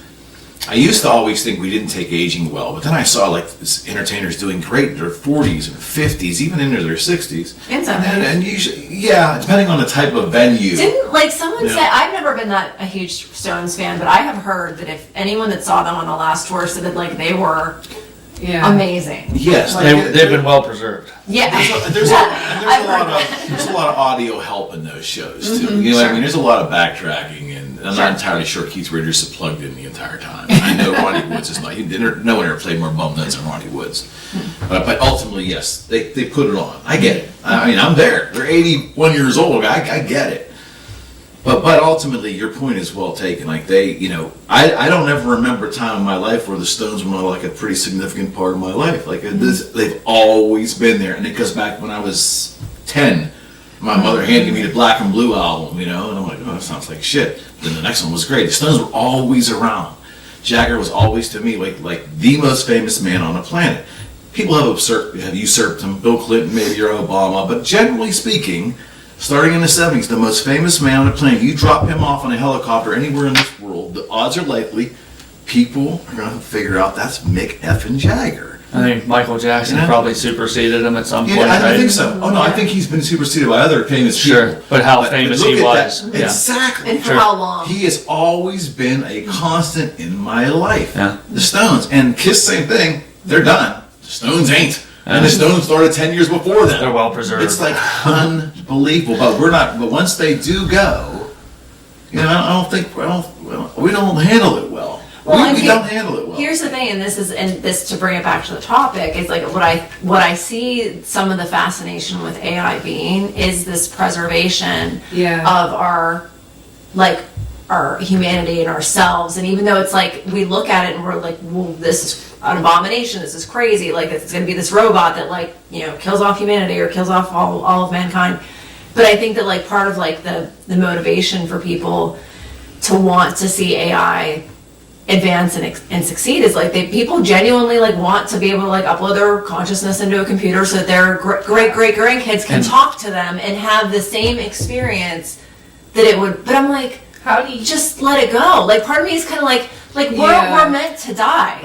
Was it that show? I think it was called Altered Carbon or something like that. Yeah. Where they had this staff that they'd put into their spine. Remember? And it was your staff. That was what they would call it. They'd spin. It was what's called. We're going to spin you back up. And so people who were on a budget and weren't rich people could just pull their cartridge and put it in any body they wanted to. I would absolutely love that. And if we could do that, the people who weren't like as well off, like they would spin up grandma every like holiday. You know what I mean? But grandma had to be put in like this prisoner or like this homeless person who was letting their body be used on a short-term basis. It was pretty crazy. And I remember her saying, the grandmother saying, "Don't spin me up anymore. I don't. Just let me go. Just let me rest." You know what I mean? And that's and I do feel like there is like that's kind of like in some ways the message that maybe we should be like receiving from our ancestors and like just in general is that like there comes a time where like we may live like all of us at this table. It's very possible by the time we hit 80, the lifespan could be closer to 100. You know what I mean? And that's and that's going to just be through like medical technology and like I said, our bodies are amazing. The bodies that we're given, they're pretty freaking great, and they are actually meant to live last a pretty long time. Like there are people that are on like remote islands that have routinely lived to be 100. Yep. And for way before our recorded history, I'm sure. Well, we abuse them with food. And again, the environment, like chemicals. But all that comes down to, it's like, well, this is exciting, and like, yeah, I mean, do I like the idea that that my consciousness could be, I mean, I don't like it, but is it interesting to me that my consciousness could be mapped in such a way that an AI program could predict my speech patterns and my, you know, my emotional responses and, you know, everything. Yeah, everything that I think of that You don't makes think that'd me be cool? Do I think it's interesting? Yes. Does it scare me? Do I feel like it's unnecessary? Kind of, because it's like, what are you using it for? Like, Plus, you know what I mean? Like, people look at it like if you did that, you'd get to live forever. And No, it's like, no, a this version is- of me would live Like, I forever. still die There's when no I die. guarantee that my Yeah. consciousness Yeah. is just going to be Yeah. like, Now- oh, we're over here now. Yeah. If they could somehow, and I don't know how, but I'm saying You if don't they could know. somehow, if they somehow could guarantee that your consciousness followed that implant, Right. would you take it then? I don't know. I don't Because know. I would. No, I don't think I would, because if we're Well, I proving that my consciousness exists independently of my physical body and can travel there, I believe that there's a reason why we die, and I want to travel wherever. Somewhere else. You know what I Yeah. mean? We haven't proven Wherever life there after is. death yet, but what you just mentioned, if your you is totally independent from your physical body, soul, consciousness, essence, whatever, then it's got to go somewhere after I die. So I don't want it in some freaking robot hanging So, out. what you just explained is a theory. And so take the other side of the theory, then what if this is all just a big accident? Right. And but everything else that you said is true. Like the consciousness can be placed elsewhere. It does die if it has no place to go. Let's just say, let's say independently. Yeah, I get you. And let's say independently, there is no place for it to go. And all these centuries, humans have been, thousands of years, humans have been dying, and there's been no place for their consciousness to go. Now technology provides us an opportunity to take that consciousness and send it somewhere and live out another life. It would be horrible for me, I was because about to now say, I think we've proven that there's no afterlife. And so live- everybody that I've Yeah. lost and, okay. I've been proven that there's no afterlife, and now, no matter how long they can upload me, everything ends. You know what I mean? And So now I you know have that. centuries, maybe thousands of years to live in the terror of the certainty of death. yeah. That's a good point. plus Fuck life- that. An existential crisis for the next couple millenniums? Yeah. No, put me in the ground, bury me under some Plus- flowers. That's how I live forever. Plus, life is short, but life is long. Like, just let me go. I would live in the terror of death. Like, the idea that there's an afterlife is the only thing that really saves the average person from like existential nightmare of just living your life and knowing you're gonna die. No, it's just You're gonna gonna end. snuff out like a candle for the rest of your life. And some people are atheists and they just live with it and they're cool. But like, I don't know if some of them have really like cognized. Is that a word? We become cognizant of Yeah. how long forever really is. Like, you start thinking about things like forever and eternity in connection with your own self. And when that manifests in a way that's like, holy shit, that's not a hypothetical. Like, there is such a thing as eternity. And it's either me for eternity or it's lights out for eternity. And that And do I know that that's it's like, you know it's what an I mean? existential dread like few others. You know what I mean? That's way more heavy than just, I don't know what the meaning of my life is. Shut up. At least you haven't. At least you have a life. If Yeah. we're talking about being dead forever Yeah. or being alive forever, Yeah. it's a fucking serious concept that, like, when it became fully cognizant for me, it scared the ever living shit out of me. Still does. I sleep, luckily, pretty much okay. But sometimes, like, I'll just lay there and think about it, and I'm like, give me the NyQuil. Yeah. Well, you know, it's funny because, I don't want to say funny, but like, you know, we have this like, you know, joking banter that like, I know that Jerry will probably die before me. And like, I always, you know, and I don't know why, I don't know, but, and like, you know. Women tend to live longer. It's true. I mean, like, statistically speaking, I'll probably outlive him. And, Thank God. you know, one of the things that gives me comfort is that based on my belief system, I don't believe that when I die, I'll feel that I'm going to be going somewhere alone. You know what I mean? That I don't, like, I know he won't be there with me at the moment of my death, but I believe that he'll be waiting for me.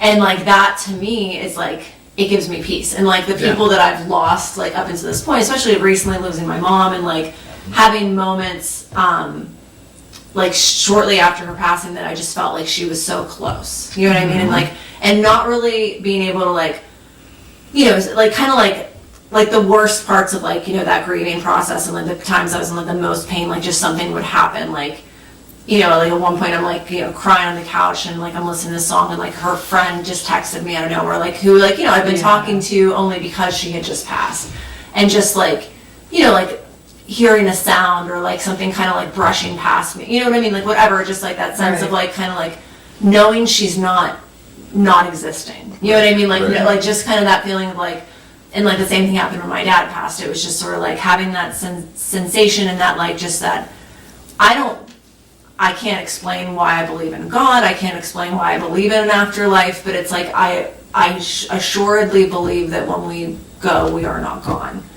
And because of that, like this, like the reason I love this life so much is like I love existing in my body. Sure. You know what I mean? Like Sure. I do believe in kind of like not running it to the ground. I'm all about taking care of it. You know what I mean? But at the very end, I want to know that like I have like done everything I could, like that I like kind of like squeezed as much out of this as I can. Sure. And that's gonna be it. You know what I mean? Yeah. Like, and there is gonna be a time when I think because right now I'm at like the midlife, you know what I mean? And I should have this level of energy. I should have this level of like verve and excitement. And like, especially if we're heading towards a time where we may live a little longer, it's like, hey, like I'm just, just over 40, like I should be right around the halfway point, if not a little before the halfway point if I live to be 100, you know what I mean? Or at least in my 90s or whatever. I don't think that's unreasonable to believe. I gotta make it to 100. 20 to 30 years from If now. anybody does it, you'll do it. You will. But trying like, for it. I'm saying like, imagine yourself at 80 and kind of being like, if I think I'll be energetic, I think I'll be, like vibrant, but I won't be this version of myself and I shouldn't be. You know what I mean? I'm Like, finding that out now. It's funny you said that. So fast forward, you're about just 40? I'm 41. Okay, so I'm 58. Be 58 Monday, actually. Woo, happy birthday. Birthday's Jerry's right next to birthday each is other. tomorrow. How did I not realize they were this close? I think we That's why we figured he said podcast this together, last man. year. That's why Yeah, I feel like That's why. By the way, it's our 3rd anniversary, guys. But to your point though, like I know I'm not the same person I was when I was 45 and 35. I'm cognitively aware of that. There's a physical part of it. There's a little level of energy that's just kind of missing. Like I'm not just that little extra go toward the end of the day. I can tell I just don't quite have it like I used to. Maybe it's a mental thing. Maybe a caffeine fix might temporarily change that. But I know at 58 I'm not running like I did when I was 35. No matter how I try. Do you have any peace with like the ability to just be okay with that though? Yeah, I am okay with it now. It took a little while. I think the pandemic made me change some things, but right after I started exercising heavily, I was frustrated with myself. Like I should be able to do more. I've lost all this weight. I feel better.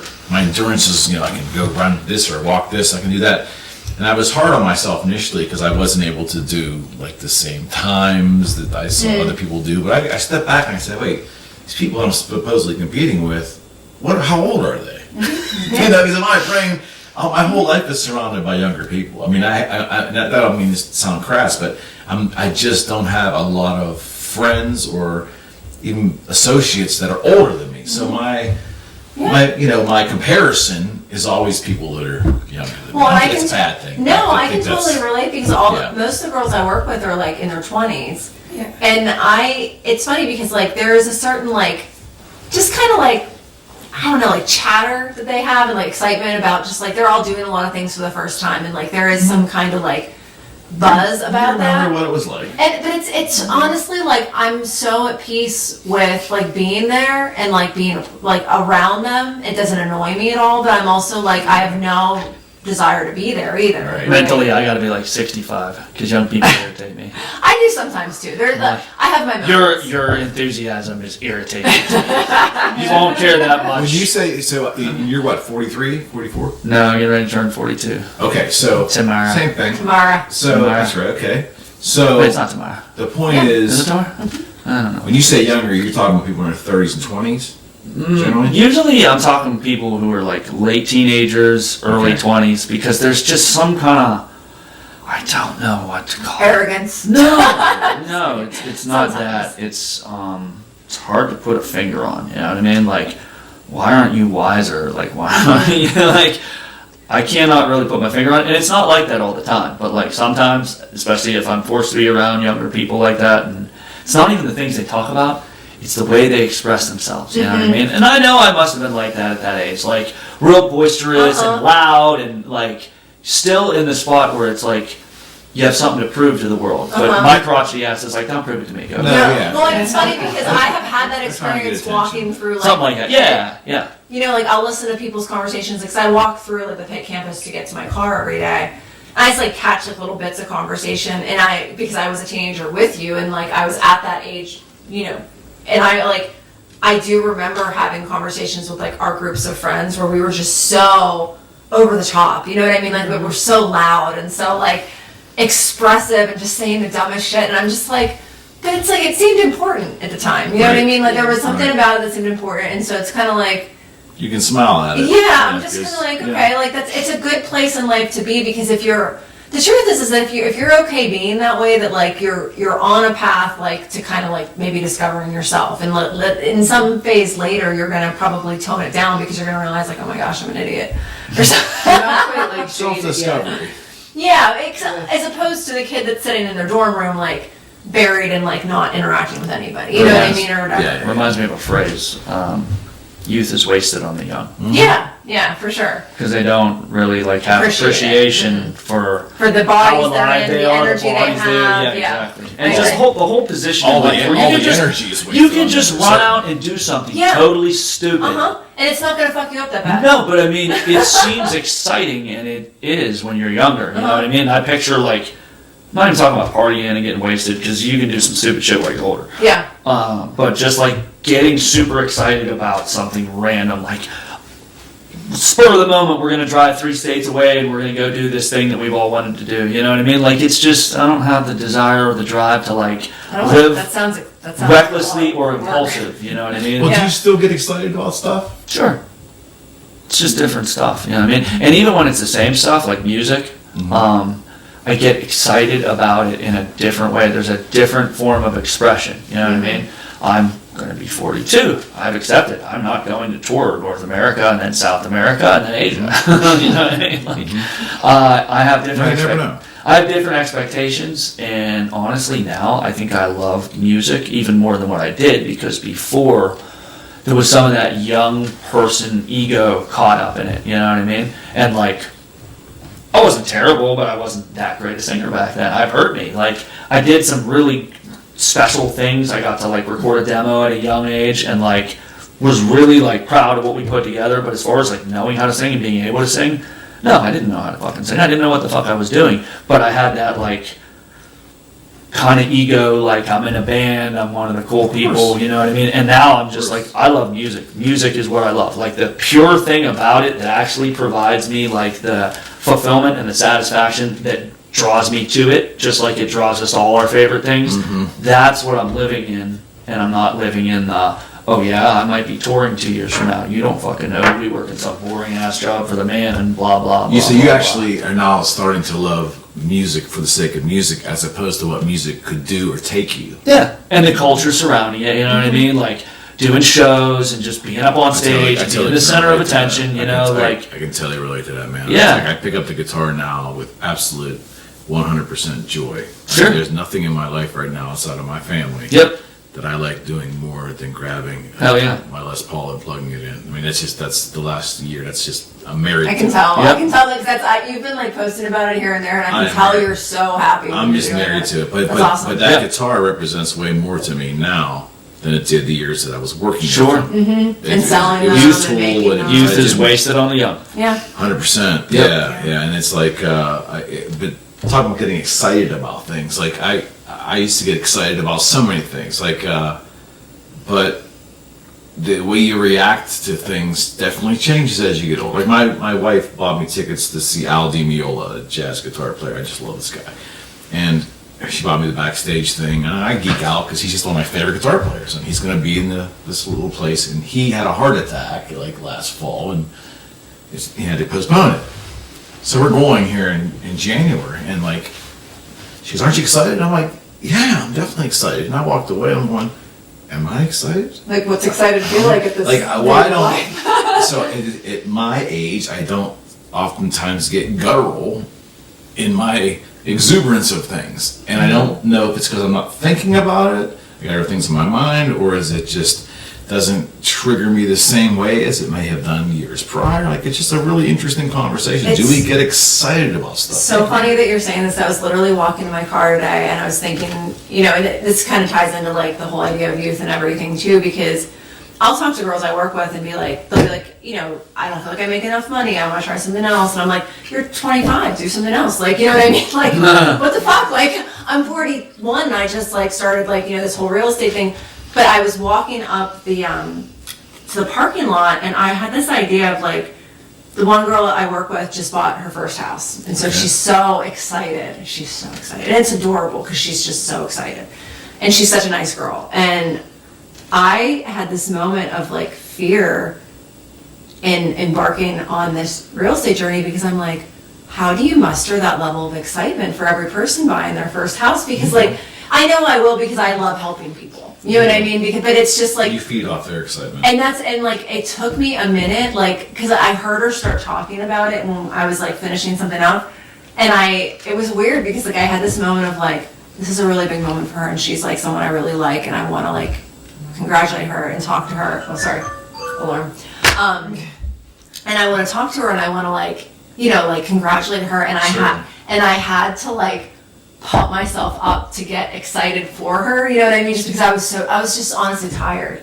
Like it was you're like, older. And that was like That's sort of, it. that I mean, was literally I like can tell you the that's thought that I exactly what had it as I was just like, But think about it, you're desensitized because since you are at this age where you've bought a house. Yeah, I know. You've known a lot of people who've bought a house. It's like how many times can you feel something for the first, like it's not that you're So not happy true. for her. yeah, it's true. That's so true. It's It's also true. like the same as like when So you guys true. are talking about music, back then you're looking for where you're gonna be a part of and where you're gonna land, and you don't have expectations necessarily for that. I mean, you do, but you don't have expectations for the feelings. And then once you start feeling them over and over and over again, it just doesn't have the same thing all the time. Well, you have to be a great example of that because every time you have a client that verbalizes to you How happy they how are. happy they are, they ain't verbalized. You can see it in their face. I mean, I'm not saying every time isn't wonderful, but you know, you do get used to it. So you're probably your internal reaction at those circumstances has changed over time. Yeah, I would say. And even, like Julia said, I work with a lot of younger girls and they're going through things for the first time, and I'll see other people my age that maybe don't have the patience for that. And I'm like, it takes me back to when I was there, Yeah. and they don't have that focus yet or that repetitiveness yet in their life. And like I said, they're searching for like what's going to be right for me and so there's still a lot of drummed Yeah. up excitement and feelings there. And it is like, they're like, it's not people my age always say it's not the end of the world. They act like it's the end of the world, but it is their world. Yeah. That's all they. And when you- that's the first, if they're having that experience So for the true. first time, like whether it's like a breakup or like a makeup or you know, a new house or a new like New car. a new car, a new dress, like literally a new pair of shoes, like this kind of stuff. Like I enjoy like those moments in my own life still to this day. But even like, you know, buying this house, like it was exciting. And I remember being excited about like going through the process, but it was not my first time going through it either. And there was a certain amount of like efficiency, like where I just sort of wanted to be like, okay, like I want to do this in the least stressful way as possible. It was more transactional. A little bit, yeah, but I don't think that everything has to be like that the older you get. Like I feel like you can retain a certain level of that like verb and excitement. And I am a relatively excitable person, but like, you know, I do have moments more so now than I ever remember where I'm just kind of like, whew, okay. Like, and I kind of have to like put, like, I have to consciously remember, like, and I tell Jerry all the time, I'm like, not that I'm jealous, but it's like, I don't have, like, I think music is such a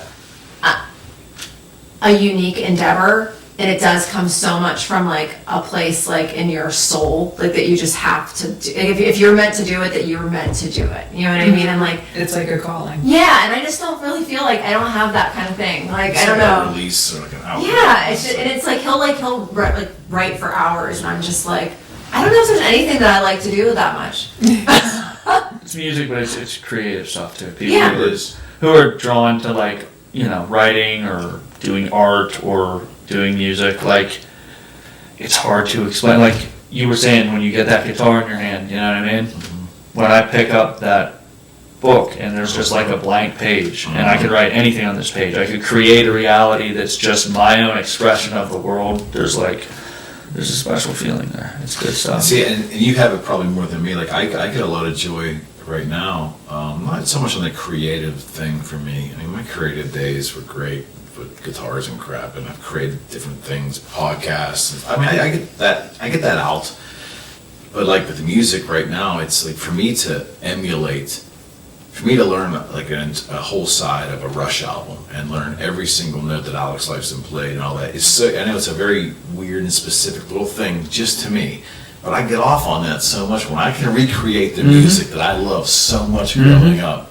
That's better than just about any other stimuli I can possibly get by myself. but I just like that's a unique thing to me. But to recreate or to play the music that I grew up with that I love so much, that's always why guitar resonated with me. That was more fun than getting into the business of guitars. It was like that first time I learned to play like 5 power chords on my electric, going in my basement and turning on an old Kiss record and playing along with these rudimentary songs. It was a high that I just never experienced before. Better than booze, drugs, anything. It was amazing. And I've never lost that. It's the one thing I still can't, quote unquote, get excited about. It's funny, that's what I mean, is I feel like there is like something to that where like just not everybody has it. I love creative people. Like I've literally always like wanted to have artistic people around me, but I don't consider myself like of the same category. We're all creative in our own ways. No, Think yeah, about 100%. creativity during the day, because you have to be able to. I think creativity comes out of us, and we just don't take the time to notice it. No, I do. I think Where there you is put like, there's like a creative way just to live. Yeah. I think there's Yeah. a difference between also creativity and innovation. You know what I mean? That's good. That's a good one. True. That's a real good one, man. Being innovative is kind of like Oh, that's a good one. like sort of the mechanics of whatever it is that you're doing and improving upon them and coming up with new ideas based on what you see there, or sometimes a totally original idea like an inventor.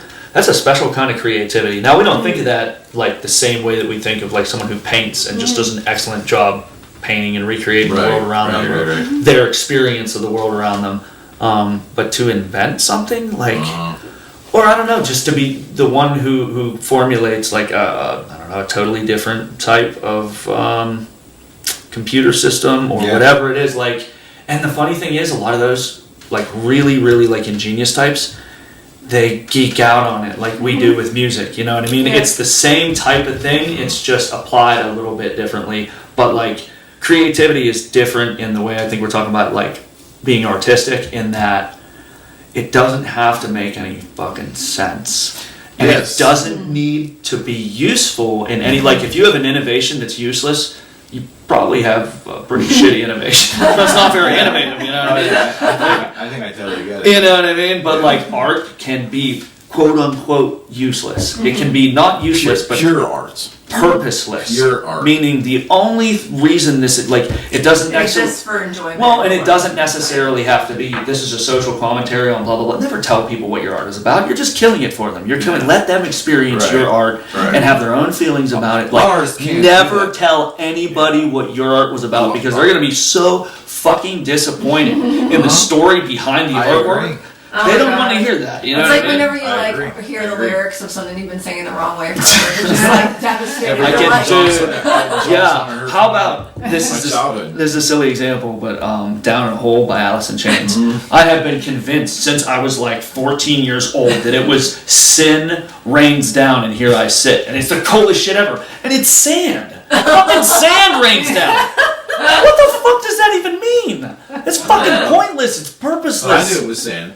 Yeah, I didn't. When I did, I was a little disappointed. Oh, dude! Every Elton John song I ever heard from the time I was little, it was the English dialect was just so heavy, and his stuff I couldn't understand. My mother never explained me the lyrics. I would hear it on the AM radio, and it was what it was. Yeah. You grew up thinking, oh, that's what he's saying there. But it's fun. Well, that coming getting back to my point is like,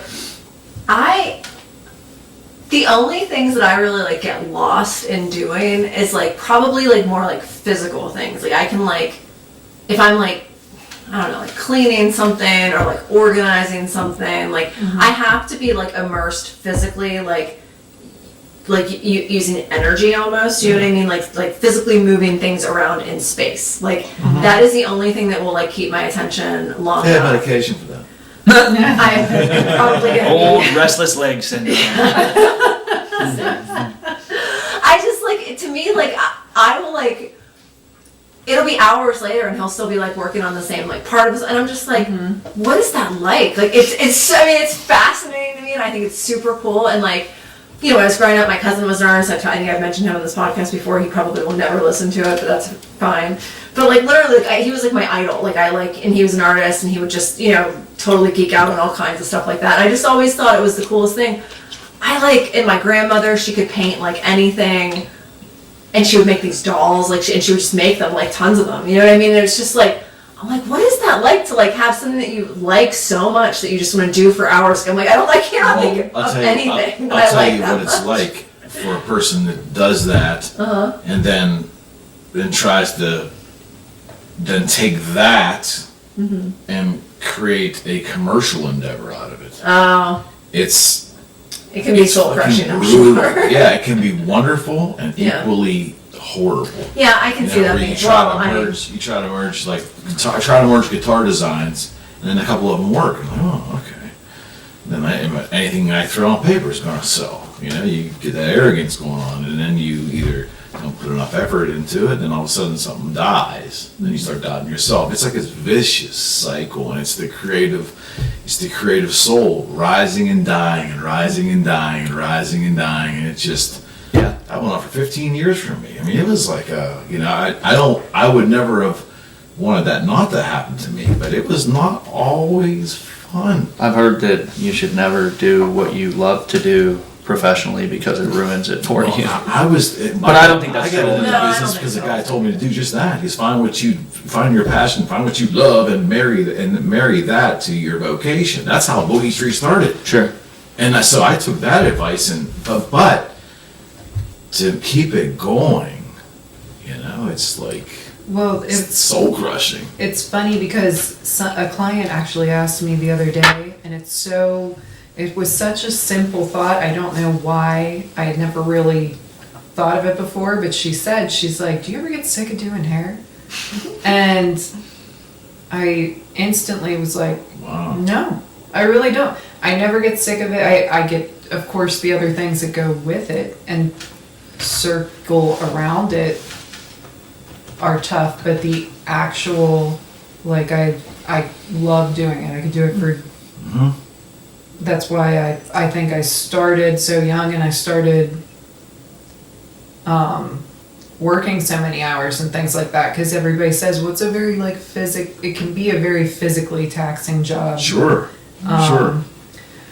With dealing with the public, it can be a very mentally taxing job, but actually getting to work on a canvas that I like want to work on and That blank page. creating doubt. a shape or a Hey, tone, you get it. You get you it. know, that I want to create, and it works. It's just so, satisfying. yeah. But I'm surprised I never really thought of it that way before. She's like, you ever get sick of doing hair? And I'm like, no, when I think about it, no, I don't.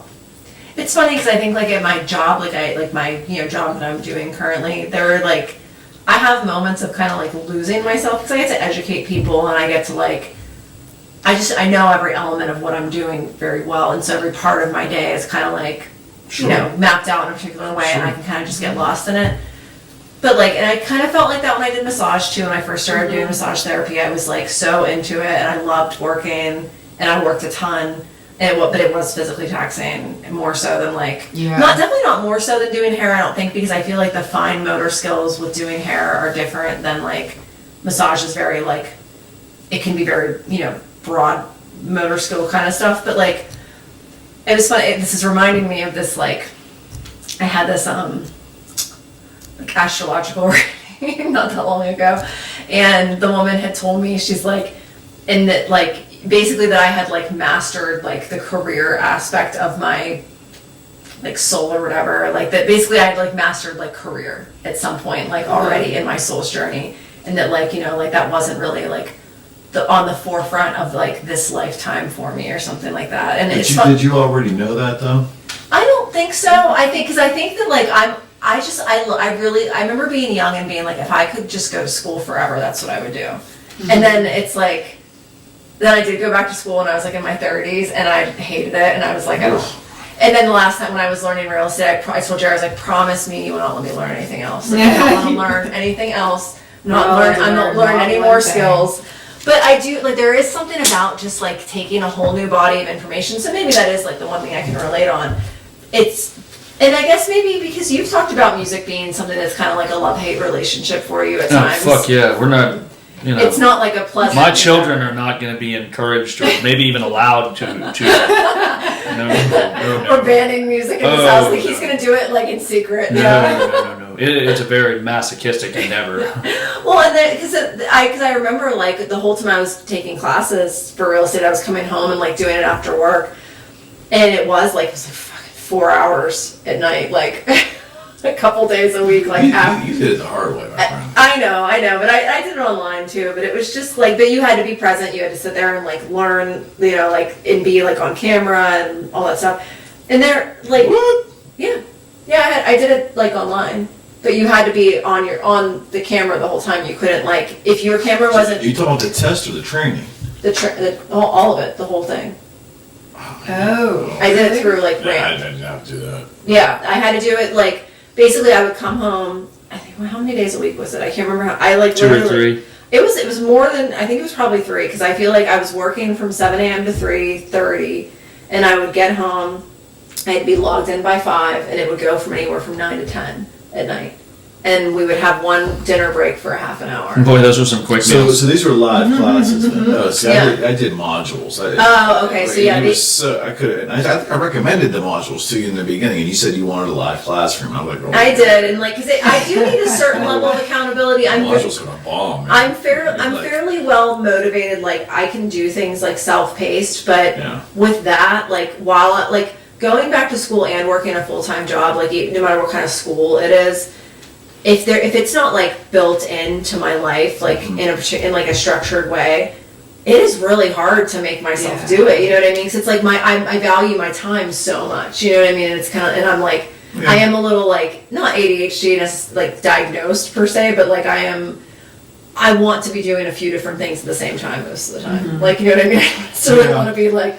And to The schedule's important. Like, It is. I have to do it at this time because you don't feel like going to school for 4 hours a day after you already worked your 8, 9 hours or whatever. But I used to. I bit that my whole course off an hour at a time.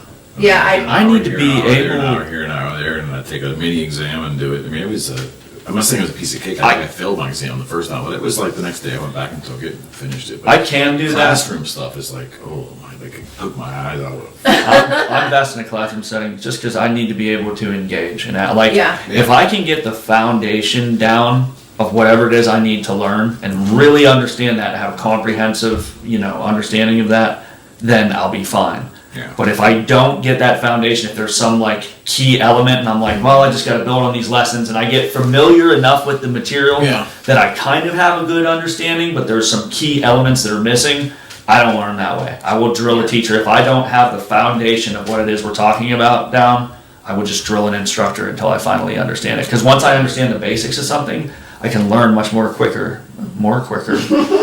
Language is not included in that.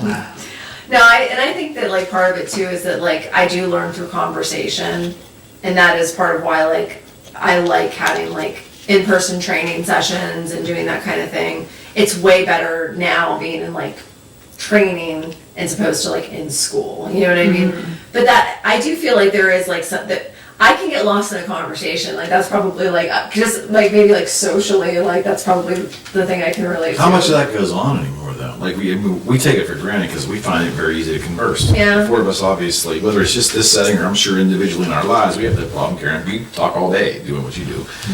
But how much of society is no longer talking anymore, or talking less, and who's being brought up now in households where it's not emphasized by parents, you know?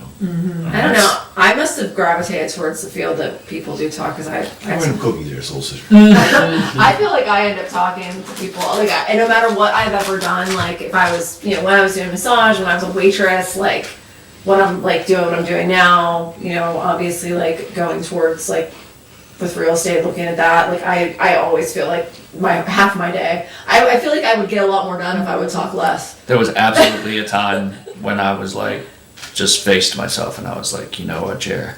You talk too much. You need to shut the fuck up more. I remember that. Yeah, it was probably a happy day for you. Yeah. Well, I think you and I are well matched in the sense that, like, we do both enjoy talking a fair bit, but we, like, when it's just the two of us, like, we've lived together for so long, I feel like we comfortably spend plenty of time not talking to one another. Well, And that's a good thing to do if you're going to live with somebody. objectively speaking, I believe it is much more important to be a good listener than to be a good talker. Because in talking, sometimes you teach yourself something. Sometimes somebody's a sounding board and you're like, oh, fuck, I never thought of it that way until it kind of just jumped out of my mouth during conversation. But in general, you're going to learn a lot more from listening than you are from talking. But what if you're in the role where you need to be the teacher? Are you paying me? Maybe. Well, then I'll talk. If not, then I'm going to learn. And I like teaching, but typically if I'm teaching someone something, it's at work. Yeah. You like teaching? Getting paid. Yeah, I love teaching. Me too. Love it. Well, there's a avenue for your career to take off in as you get older. Well, that's what I'm doing. Yeah, I'm actually, me and another girl are going to kind of head the education Awesome. at the salon. So, and I've always loved that. I used to go to other salons and teach, and I think a lot of it came from when I was starting out. There just wasn't a lot of eagerness from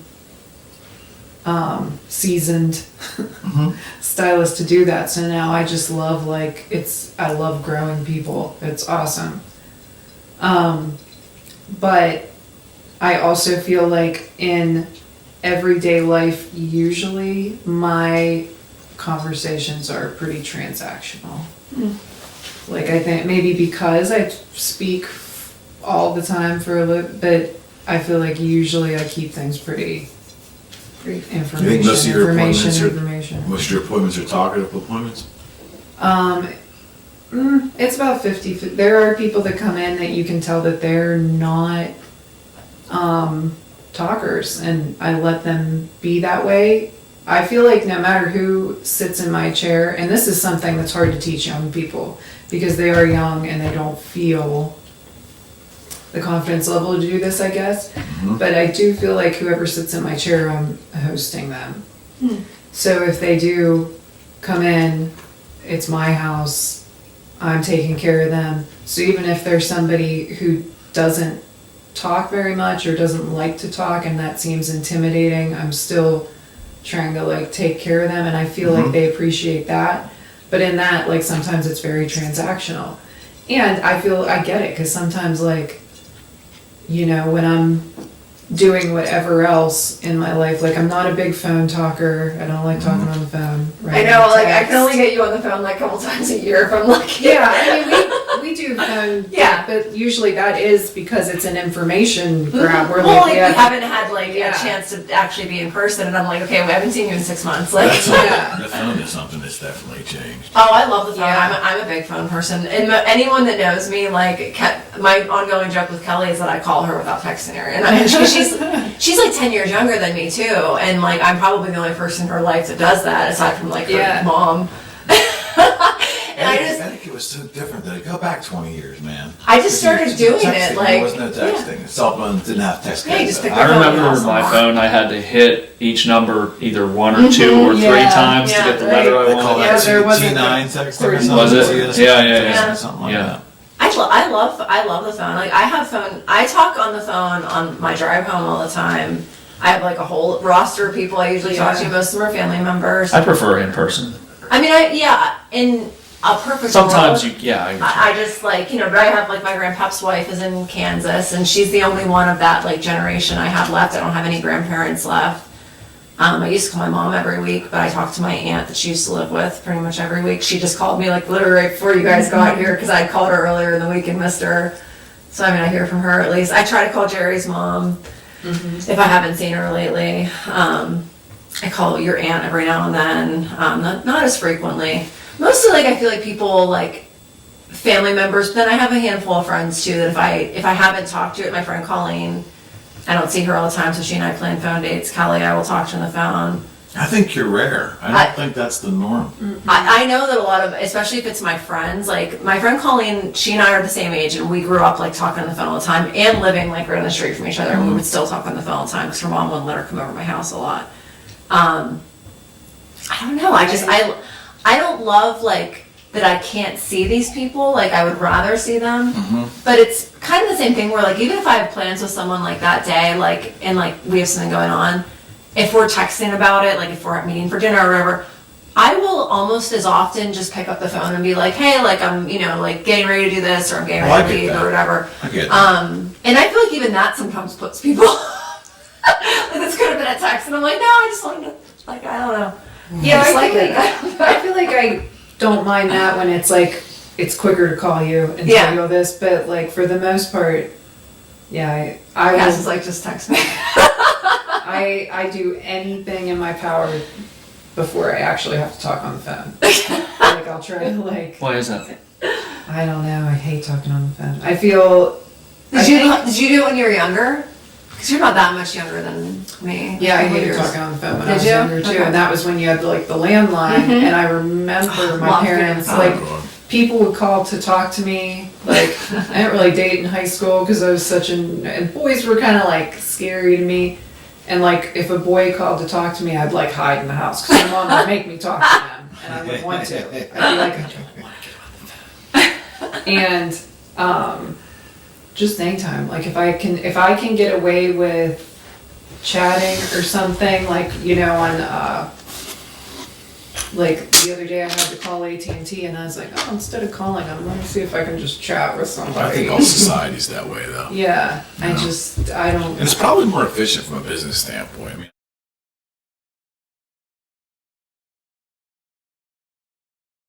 I unfortunately am a bit tad older from you three, and I remember another little feature about the phone service. If you, in the early 70s, if you wanted phones and you had a very low budget, the phone service had something called a party line. I've heard of yeah, this. yeah. I've heard all about this. You would get like, so dial tone used to be an extra $1, so you could bypass the dial tone service and have rotary, And you also could even save like $2 or $3 on top of that by having a party line after a certain period of time at night. And you would get on there and you'd dial your friend. They would get on. In the background, you can hear other people. Now, it was almost like something out of a science fiction movie. You could like hear them coming in and coming out. You never knew who was talking to who. Once in a while. It was like being at a party. Well, once in a while, though, like you would be calling someone within your hometown, and you would hear other people that sounds like Fred. You know what I mean? And you go, hey, Fred! And you feel like, and sometimes you could, it was really almost like a science fiction. They would come in and they would come out. Like the Twilight Zone right now, too. Well, do you remember too when you were talking about party lines? I remember in high school, or it was probably maybe even a little after. We got really into like the three-way calling. Yeah, great. Yeah, I remember Like, three-way calling. Yeah, I feel like I never talked to one person on the phone. It was always like they'd call and then they'd be like, "Let me get this other person I on here." remember that. I try to do that in remember business that, once in a while, and I always screw it up. I'm like, and I love when like You end up hanging up on somebody. invariably, our broker will call us, hey, I'm going to go, hold on a second, I'm going to patch in so-and-so. And there's 4 or 5 people on this call, and you're like, Yeah. how do you do that? If I try to connect someone, I guarantee it's going to be a nightmare. Yeah. Right?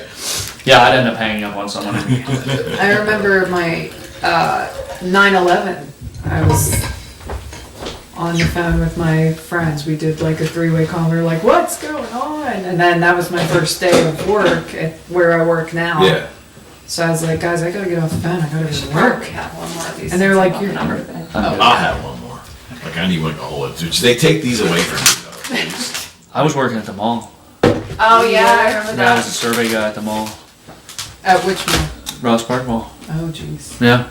See, it was my first day at studio. Really? Wow. Are you kidding me? Yeah. On 9/11. 9/11, the 9/11. Oh my god, you never told me that before. I was supposed to start at 3, which I did. So I remember I was still living with my parents. I was still 18, 19. And my dad woke me up and he said, you know, my dad's so even. And he was like, just stoic. And he's like, hey, come look at the TV out here. And I'm thinking like somebody I knew was on the news or something like that. And the first plane had hit and they were live. And then we just sat there and the second plane hit and me and my dad and my mom were kind of like just silent, like didn't even, we were like, whoa, did that just happen? So then, like I said, my 17-year-old godson's mom, she's one of the people that I do talk to on the phone pretty often now. But I think it's just because like we get on there, we don't really, like we used to FaceTime and it would be like at the ceiling half the Right. time. But we would call each other every day and talk every day, and she called me and she put our friend Doug on three-way, and we were sitting there talking, and I remember there was supposed to be a no-fly thing, and I was telling them, I was like, there's planes, tons of planes going over my house right now. Aren't there supposed to be no planes going over? And they said, yeah, and then, Fighter jet. yeah, and so then we were talking for a while, and I remember telling them, like, well, I gotta go, I gotta get ready for work, and they were like, you're not going to work, they're not gonna have you come in. And my boss, Alicia's mom, called and said, you still coming in? And I said, yeah, I'll come in. But it was a weird first day because I got there and like, I remember since we work next to the one mall, now the mall's empty, but back then it was hopping. And I remember just going there and it was completely empty. Like there was nobody over there, everybody went home. And then when I got into work, never met these people, didn't know half of these people. And like one of the girls was crying. It was just a very odd first day, Oh yeah, for sure. yeah, that's the But- understatement of the year. But yeah, so I always remember when my first day was. I can't believe that's never come up before. Yeah, that was my first. I was up the night before, like doing some kind of guitar deal with a guy in New Zealand, and the guy kept talking to me, and I kept talking to him. Next thing I know, it was probably like 3 a.m. So I got to bed. My wife at the time had Austin was a year old, I guess, and about a year old. So Diana must have got up, got Austin off to her mother's house down the block, and I guess let me sleep. She calls the phone, and I'll never forget that. She goes, you watching television? I said, well, I was sleeping. And I kind of like, walked down the stairs in the living room, and as soon as I turned the TV on, literally the second plane like flew into that. Yeah. And I like, that's gotta be, I can't, what is that? And I remember just feeling like absolutely heartbroken. And then I had a client of mine who had just bought this Gibson Les Paul off of me a couple weeks ago. And I was having it sent to his office at the freaking Pentagon.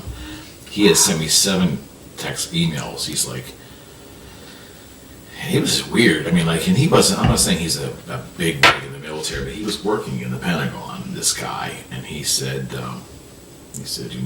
America's under attack, grab your kids, keep them all at home, don't let them go to school. Yeah, like multiple emails. That freaked me the fuck out. Oh, that would definitely. So I drove over to my mother-in-law's, and took my son in the car, and drove him home. And I called my wife. I said, you get home, I want everybody that I can see in my immediate family. I want to be able to see you until further notice. I'm sorry to pull this executive action, but I'm not living this way. I can't see my family in light of what's going on, because I had no grasp of what was going on. But I will say, by the end of that night, as horrific as it was, like the whole day went by like late that night, I kind of felt like I got my sea legs. Like, okay, I think I know what happened. I had this anthrax thing's a little unsettling, but I think, okay, they took their best fucking shot. Now we're gonna have a chance eventually here to respond. I don't know what's gonna happen, but I convinced myself that I got my sea legs. They took their shot. We'll respond at some time. But man, it was just no airplanes overhead that day. I remember it was a beautiful day too. I was sitting on my back deck, and I'm out there like we were like right in the. We lived in Moon Township, right in the path. there was no planes. It was so weird. I thought it was, I think what freaked me out was when it happened and the planes hit the towers, I was thinking, wow, New York's not really that far away from us. Then that plane in Somerset, and then it really got, that really got to me because I was like, it's just getting so close. It's so much closer. I think there was, don't quote me on this, I could be full of shit, but I think there was some kind of terror cell investigation in Green Tree a couple days later. I don't know whatever amounted to that, but that's what I had heard from a state police officer. I'm sure there's so much stuff we don't know. At the time that was going on. Yeah. I mean, It's just when you think about that, it's been 20, yeah. was it 23 years? 25 this year. They'll probably, or wait. 24 this year. Oh yeah, 23. What was it, 2001? Yeah, 2001. Oh, Yeah, okay. it was For whatever reason, 2001. I was thinking 99. Okay. Yeah. That's It was crazy. 2001. What, Lou? Do you want to make an appearance? Lou, come on. She's not allowed on the show. Oh, She didn't sign her waiver. baby doll. Hi. Hello. I guess this means we're winding down. Okay, relax, relax, relax. Yeah, she looks relaxed. I know. She's like, what they want is us to feed them. You mentioned science fiction, and I just wanted to comment. I took a sci-fi writing class in high school, which is kind of a weird thing, you know. It was an elective, but it's like, you know, woodworking. There's an obvious point to this. Like, there's a reason that we're doing this in school. Like this is, you know. But one of the reasons why, because they were like, well, here's the thing: science fiction isn't just all like robots and, you know what I mean, like action sequences and stuff. Like it's an opportunity for us to explore the problems of tomorrow today and like the morality of certain situations that we don't have to deal with, but someday, you know what I mean? Like science fiction has been written about as far as science fiction, AI has been written about in science fiction for years, and the idea that if you had an AI that became sentient, like would it be a citizen? Like, would it be treated like a person? Like, do we have responsibilities? Like, how do we cope with all this change? You know what I mean? And like, one of the reasons why, right, that class anyway, why they considered it to be a relevant thing for us to be doing in school was because we're facing the problems of tomorrow today, and it's a chance to like throw different ideas out there. You know what I mean? Different possibilities, things that could happen to us one day, and how do we deal with these things? Like how do we grasp like situations we've never had to deal with ever due to like technology and the advancement, you know? And I think in a relatively short period of time, we're probably going to have to deal with that. I think AI is going to be very prevalent, more prevalent than it is right now, because they're using it for everything. You know what I mean? They're using it for the stock market. They're using it for artwork. Like being a musician, I know that there's now AI programs that'll help you write a song.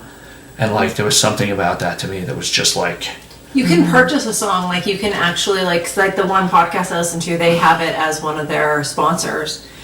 So you basically, it's going to change our lives. Well, you go in and you basically to give them like genre, you know, time period that you want, you know, to represent content, like all this stuff, and this AI program will write you a song. You know what's weird in the I know this is a small thing, but in the hair color world, our hair color company put out a like lookbook catalog thing with 3 AI models, and I thought that was kind of ridiculous because the color is, I mean, you're just basically showing me a picture of color, not it What actually it's gonna being look on like on somebody's someone's hair. Right. But I mean, it looks like real people. It's just that it's AI generated. We're not going to be, and I'm telling you, we are a couple years away For not being able to tell. I mean, we're getting close now. You'll see some of this. It depends on who the AI artist is, whoever wrote the algorithm, or, you know, some are better than others.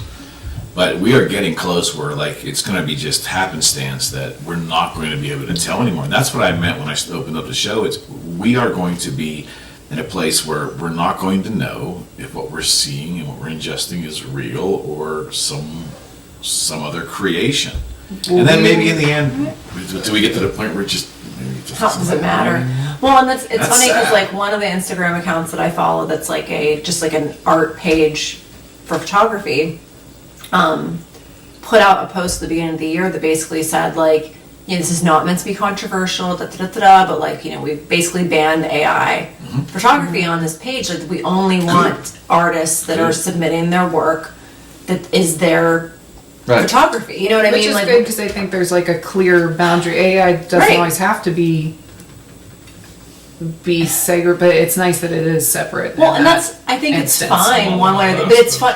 But the presentation shows that there are people that like think that it shouldn't be any different. And I'm just like, I also follow AI generated art pages too. You know what I mean? Like, which Like there's a place for it. yeah, you know what I mean? Like, I like AI animation. Like, I know there was like one I found around Christmas time that was all like these pretty scenes of like candles and, you know, I mean, you can tell it's AI animation. Because it's perfect, but it's given to you that way. It's like what yeah. Eric's saying. Like, what if we're given I want something know, so. and it's AI and they're telling us it's. We were having very similar conversations when they were cloning a sheep. You know what Same I thing mean? with like meat sources and all this stuff. Like, I mean, I want to know if I'm getting like chicken, like CHICKEN, or chicken, like CHCKN or whatever, like whatever whatever they're making. And it's like, okay, in that industry, it's like, okay, does it make sense to, if you can generate something that has like all the nutritional components, like da-da-da-da, but is it gonna like actually react the same way in your body? And if we're talking about like They don't know. media we Who knows? don't really know. They don't know, and half the shit we eat now, they can't really tell you Yeah, what's I going to mean- be like in 5 years from now. What I want to know is, name a profession that AI combined with these. They're called like autonomous machines. You know what I mean? There's like robots, autonomous machines, and then you have AI. We're talking about all these learning programs and stuff like that. Name a job that AI, with the help of these other tools, you know, robots or assembly lines and stuff like that, name a job that AI won't be better at than us. Like, how long until, I'm not saying it's like what we keep mentioning, the final robot solution where it's like we just nuke everybody because we don't need them here and they're nothing but a cancer. Yeah. I'm talking about making huge chunks of the workforce 100% completely obsolete. Yeah. And not even like in business, it may get to the point where it's like not making this decision is going to sink your business. You know what I mean? Right. Because it's a one-time thing. I buy a piece of equipment. It's run by AI. I don't have to pay someone's, you know, salary or their hourly wage, like based on the hours that they worked. I can work the thing to death if I want or need it to. Like, it has advantages in almost every single way over a human workforce. We get to the point where like all of this shit is automated. AI pretty much runs everything, whether it's sentient or not. We're obsolete. So what do we do? Like, what the hell do we do? And Like, it's we an don't- interesting thing because like I've considered this too, because it's like, okay, well, we've talked, and this doesn't have to be political either, but it's like, okay, without creating like a communist society, basically, where they just dole out like a salary. If people don't have a job, you know what I mean? Like, if there's no way for someone to go earn an income, you know what I income mean? may become completely obsolete Well, because we don't have jobs. We don't work. Well, and that's what I'm saying. So, and I agree. Like, and like, then the interesting question becomes like, are we then like free to pursue like something else, like just living, and is that better? Like, but I was about to say, if there is that abundance of mechanical, robotic, artificial intelligence doing all the labor, then wouldn't there be most of the jobs available for human beings would probably be running, maintaining, creating AI. AI can create AI.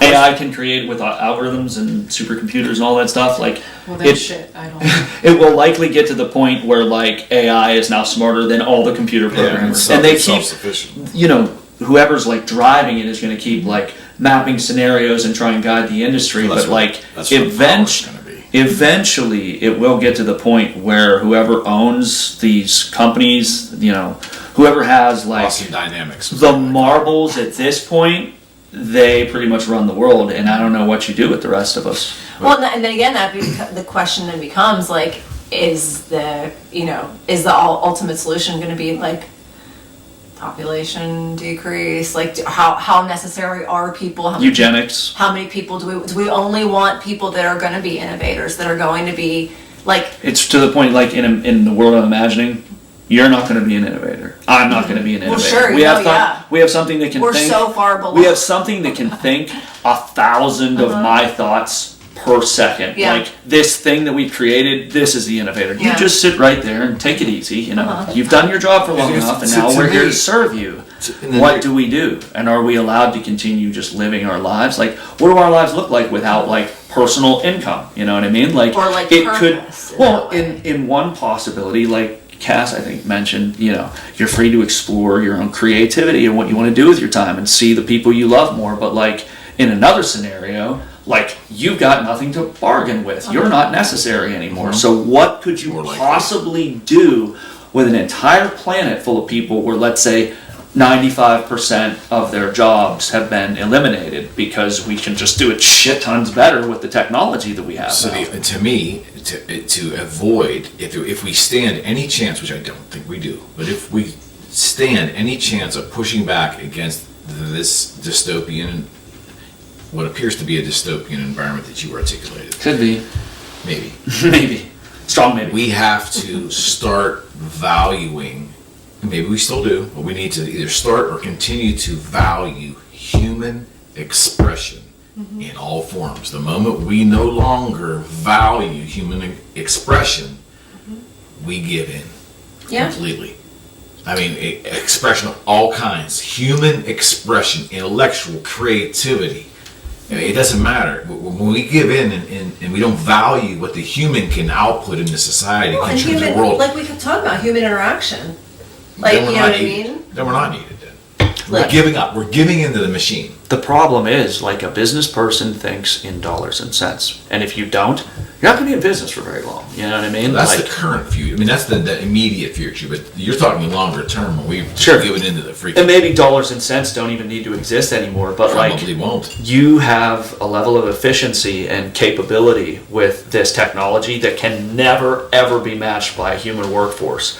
And so, unless you can reach enough of the population, hypothetically, like you were just saying, unless you can reach enough of the population and say, hey, this is it for us. Like, whatever exists beyond the point where we're all obsolete, probably not going to be good for us. Yeah, so let's put a halt on this. I mean, at some point in time, this is oversimplification at its finest, but at some point, you got to find the plug and pull the plug out. At some point, that's the only way to stop it. We created it. We should be able to fucking stop it. Yeah, But some of us we'll- won't want it to stop though, you know what I mean? The same way we talked about 3% of the world, or whatever it is, this tiny percentage of the world having basically the entire world's wealth, they're not going to want it to stop, because Well, I- now they won't need us anymore. Well, when I think about like, And I mean that in a professional sense. Yeah, oh, Like yeah. the people who are running these businesses, like from a corporate level, from the top People that are down, trying to clone you will have a humans. level of efficiency that we can't even imagine with a human workforce. Right. And like when you have one purpose, which is to make money or to create a product and do it as efficiently as possible, like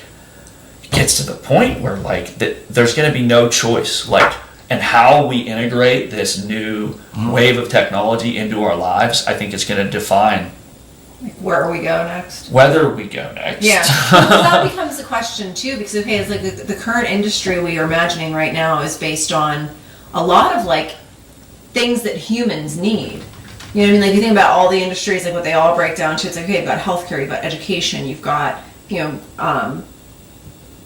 I don't know, oil and gas, and like everyone here, like, you know, beauty and all of cosmetics them and serve, real they estate and all serve that stuff. humanity. All industries we've created were created to serve us. That's what I'm saying. Is so like, but like, so, Right. and that's where, you know, all income is generated. That's where like all these industries are built up around these human needs. So if we're obsolete, then like how many of these industries need to continue? And so then like what becomes like, That's a good point. like what becomes? We're just consumers. That's what I'm saying. But how is, can we like, consume without money to buy? Like, what kind of system is that? That's what I'm saying, is that like I feel like there's incentive to perpetuate the current like currency and like almost like cycle of consumption for anybody looking to turn a profit. You know what I mean? Unless the end goal is literally just to conserve resources for like the 3% that already have all the like quote wealth. If there is someone that recognizes like, okay, we have limited resources on the earth. Like the sun is only going to last so long. Our food sources are only going to last so long. All the food sources that we're generating are not going to actually be like biologically efficient. Right. Our air supply is contaminated and is only going to, be effective for so long. We're going to have to build, containment cities that basically don't have exposure to like the ozone layer and if that is actually what has been discovered and like that is kind of the end goal, and it is not just eugenics but just population like control and like deletion essentially, then like everything we're talking about is almost obsolete too, because what the likelihood is that the population just drops dramatically. That's a good point. Yeah. And AI does a lot of the manufacturing things to just kind of continue like things that maybe the top 3% of people wouldn't want to do. It'll be it would have to be a different system. Yeah. And like the nightmare is like, think about it. Like you have a worker robot or something like that, one of these autonomous robots we're talking about. I mean, it's not cheap, like it has an inherent value all by itself, like all the innovation that went into making it and the programming and just the raw materials, right? Meanwhile, you've got a whole world full of people, and many of them don't have jobs, they can't work, they don't work, like it's just the way it is. Like me talking about the business person and just looking at things efficiently, okay, I have this super dangerous thing, like my robot is going to get beat up and maybe even destroyed, or it's in an environment that's caustic, whatever, what I mean? But like we have to do this. Like it is now less cost effective to me, or more cost effective, I meant to say, to take a person who's not working, who has no opportunities or advantages in the current system of society, and be like, hey, do this incredibly dangerous job over there and I will pay you X, Y, and Z, because it is less costly to me to lose your life as an employee than it is to lose one of these robots. It costs me a lot of money. You know what I mean? And it's almost like in the early days of manufacturing, after the Industrial Revolution, they just working people to death, putting them in horribly dangerous situations, working them all the time, paying them really low wages, like we could potentially see,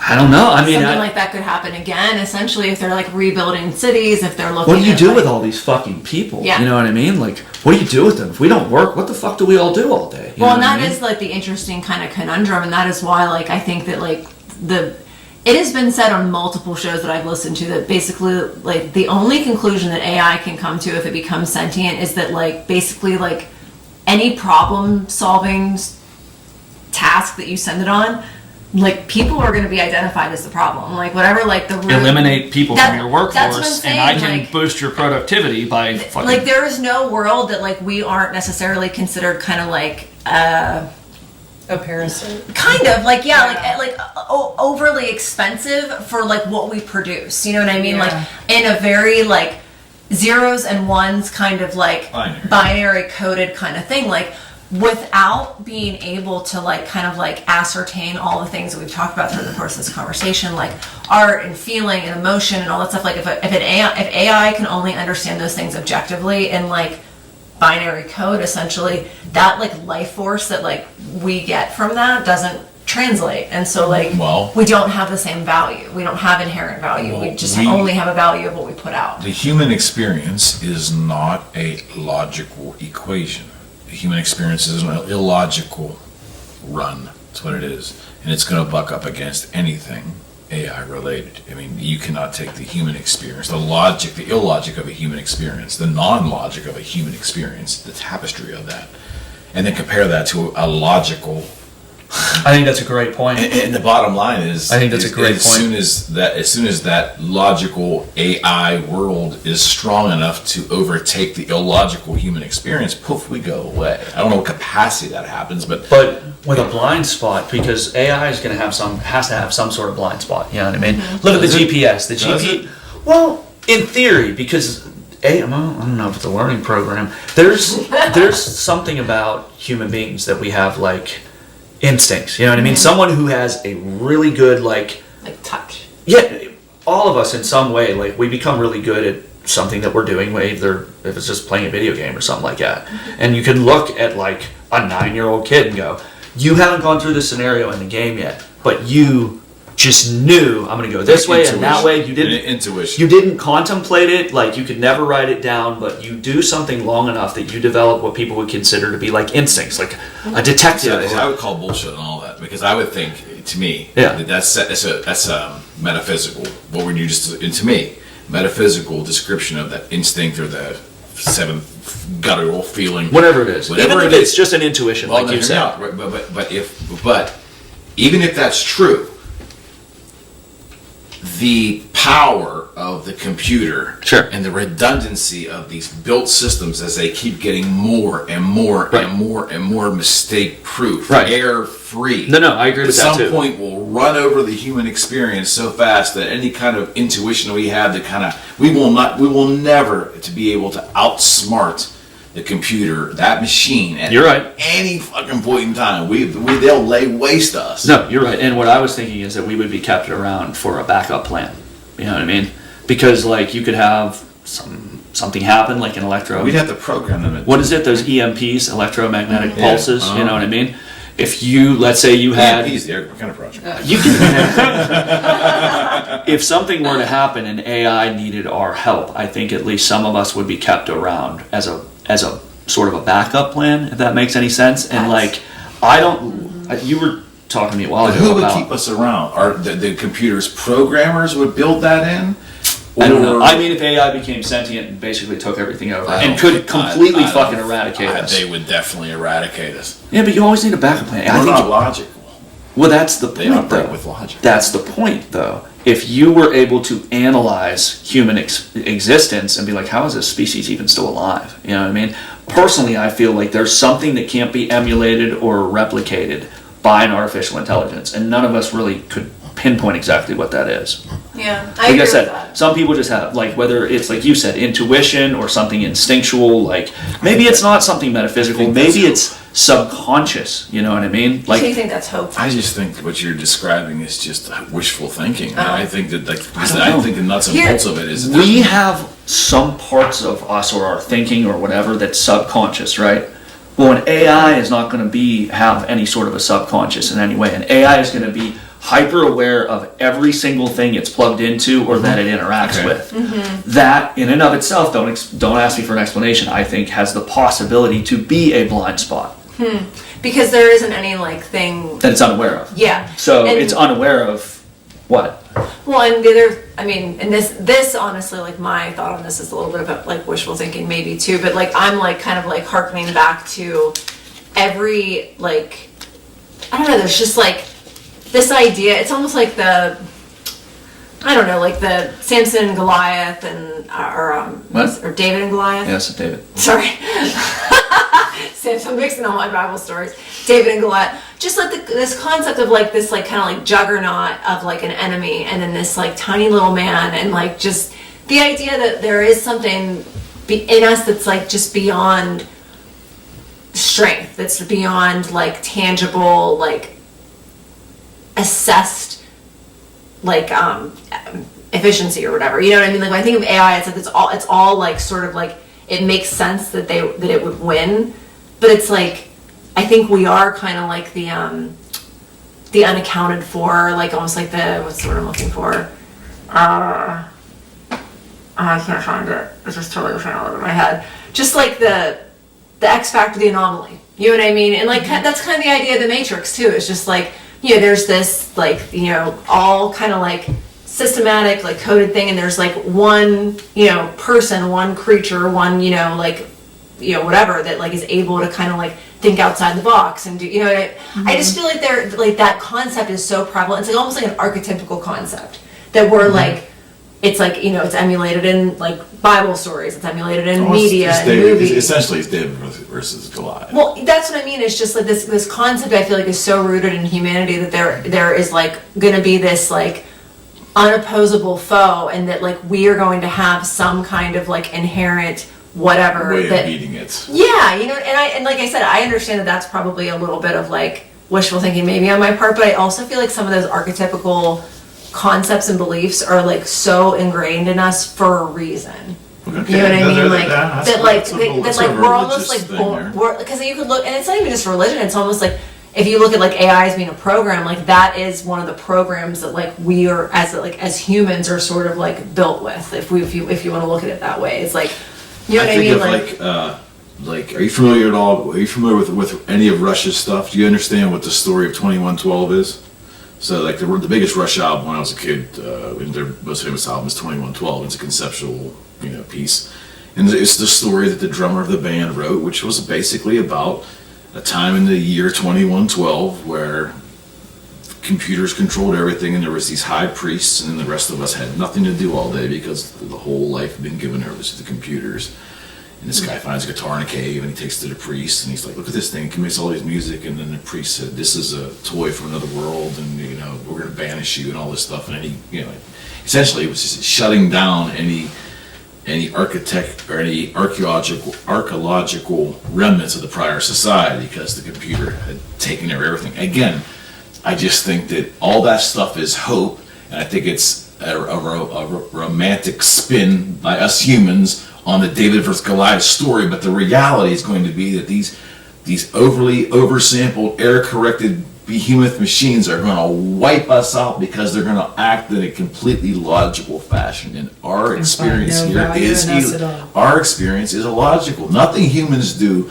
We can make logical decisions according to what we deem to be logic, but they're never pure logic. That machine is going to deal out some pure fucking logic, and if it sees you as having no value on this planet, you're just an annoyance. We're done. But that seems a little Hollywood to me, because we always think like we're super important, and so we're either a huge part of like some solution, or we're just going to be eliminated. You know what I mean? And it's like we're greater than bacteria. When do we kill bacteria? When it gets in our fucking way. And AI, if it's gotten to the point where it's so much more advanced than us, you know what I mean? Like, what is the point of spending all this time and resources running around the entire fucking planet and completely destroying every one of them? Like, what's worse than that is it might just look at us like, I'm ambivalent towards you. I don't give a fuck. Like, I'm totally, like, you're just there. I'm going to do whatever I'm doing. Will we wake up and unplug it before it gets out of hand? That's the question I have. I don't think we can. Are we going to be able to recognize that it's on the precipice of like going over the edge? You cannot kill an idea unless you make it to the point where no one ever knew the idea existed. So it's too late for that. But like, it's funny you said a concept. I had this idea for an album, a music album, and it was all about like everything that we used to talk about with this like war against the machines and shit. It was always this big climactic, you know what I mean, like battle between us. If it's going to be that, then we've already lost the battle. So now, Julie was telling me about it. Wasn't Elon Musk or someone saying that like you're limited by how quickly your fingers can interact with a device? So they're now working on chips that they'll put in your brain so you can literally pair with your device. Well, maybe it's more beneficial to us and to this machine, whatever you want to call it, that there's a symbiosis there. So looking at a future where we're part machine. Great point. You know what I mean? Where we have a lot of, even people want to look at cyborgs and you have this neat eyepiece and shit like that. It might be as simple as fucking little nanobots are in your system all the time. Now they regulate your heart. We don't have cholesterol problems anymore. Like these little nanobots are keeping me in the prime health of my life. What is this possible symbiosis? Because like we always want to believe that something stronger than us is going to try and destroy us because we're problematic. But like, I don't know. I'm stuck on this idea that if you're super aware of every single thing that's going on, like you can learn new things, but what you don't have is that human like intuition. You know what I mean? Or like the idea of creativity, because innovation and creativity, even though I said they're a little bit different in their application, I think they're cousins to each other. You know what I mean? No question. So like this AI could completely eradicate human beings from the earth. But what if it looks later and learns something and goes, that was a tremendous fucking mistake that I made, and now I've limited the power of what it is I can do. We can't give over, we as humans can't give over control to AI at any point in time. We have to stop that. We need to harness it. It needs to be the horse out in front of the buggy. We need to have the harness and the whip, and we need to maintain that relationship. I don't know if we can. We can. But that would then serve mankind, because then would keep us in control and always have the threat of us with the hand on the plug to pull it. Right. But at least we should be able to harness the power of it to serve us, not what to if that's destroy kind of like us. the idea that Jerry's getting at, is that like the only way to like kind of like is to integrate with peace is to kind of like have like this like and how homeostasis. And if it is join them. well, not just that, but like almost like if it is sentient, and this is maybe an idealistic way of looking at things too, and I don't really remember exactly where this like concept came from, but it's like, you know, we have this idea that like there's always a malevolent force like kind of like looking to harm us, whereas like it is much, and it's weird because like we're in a society now where like, I'm not saying we're so godless or whatever, but like the people just aren't particularly interested in like the idea of God,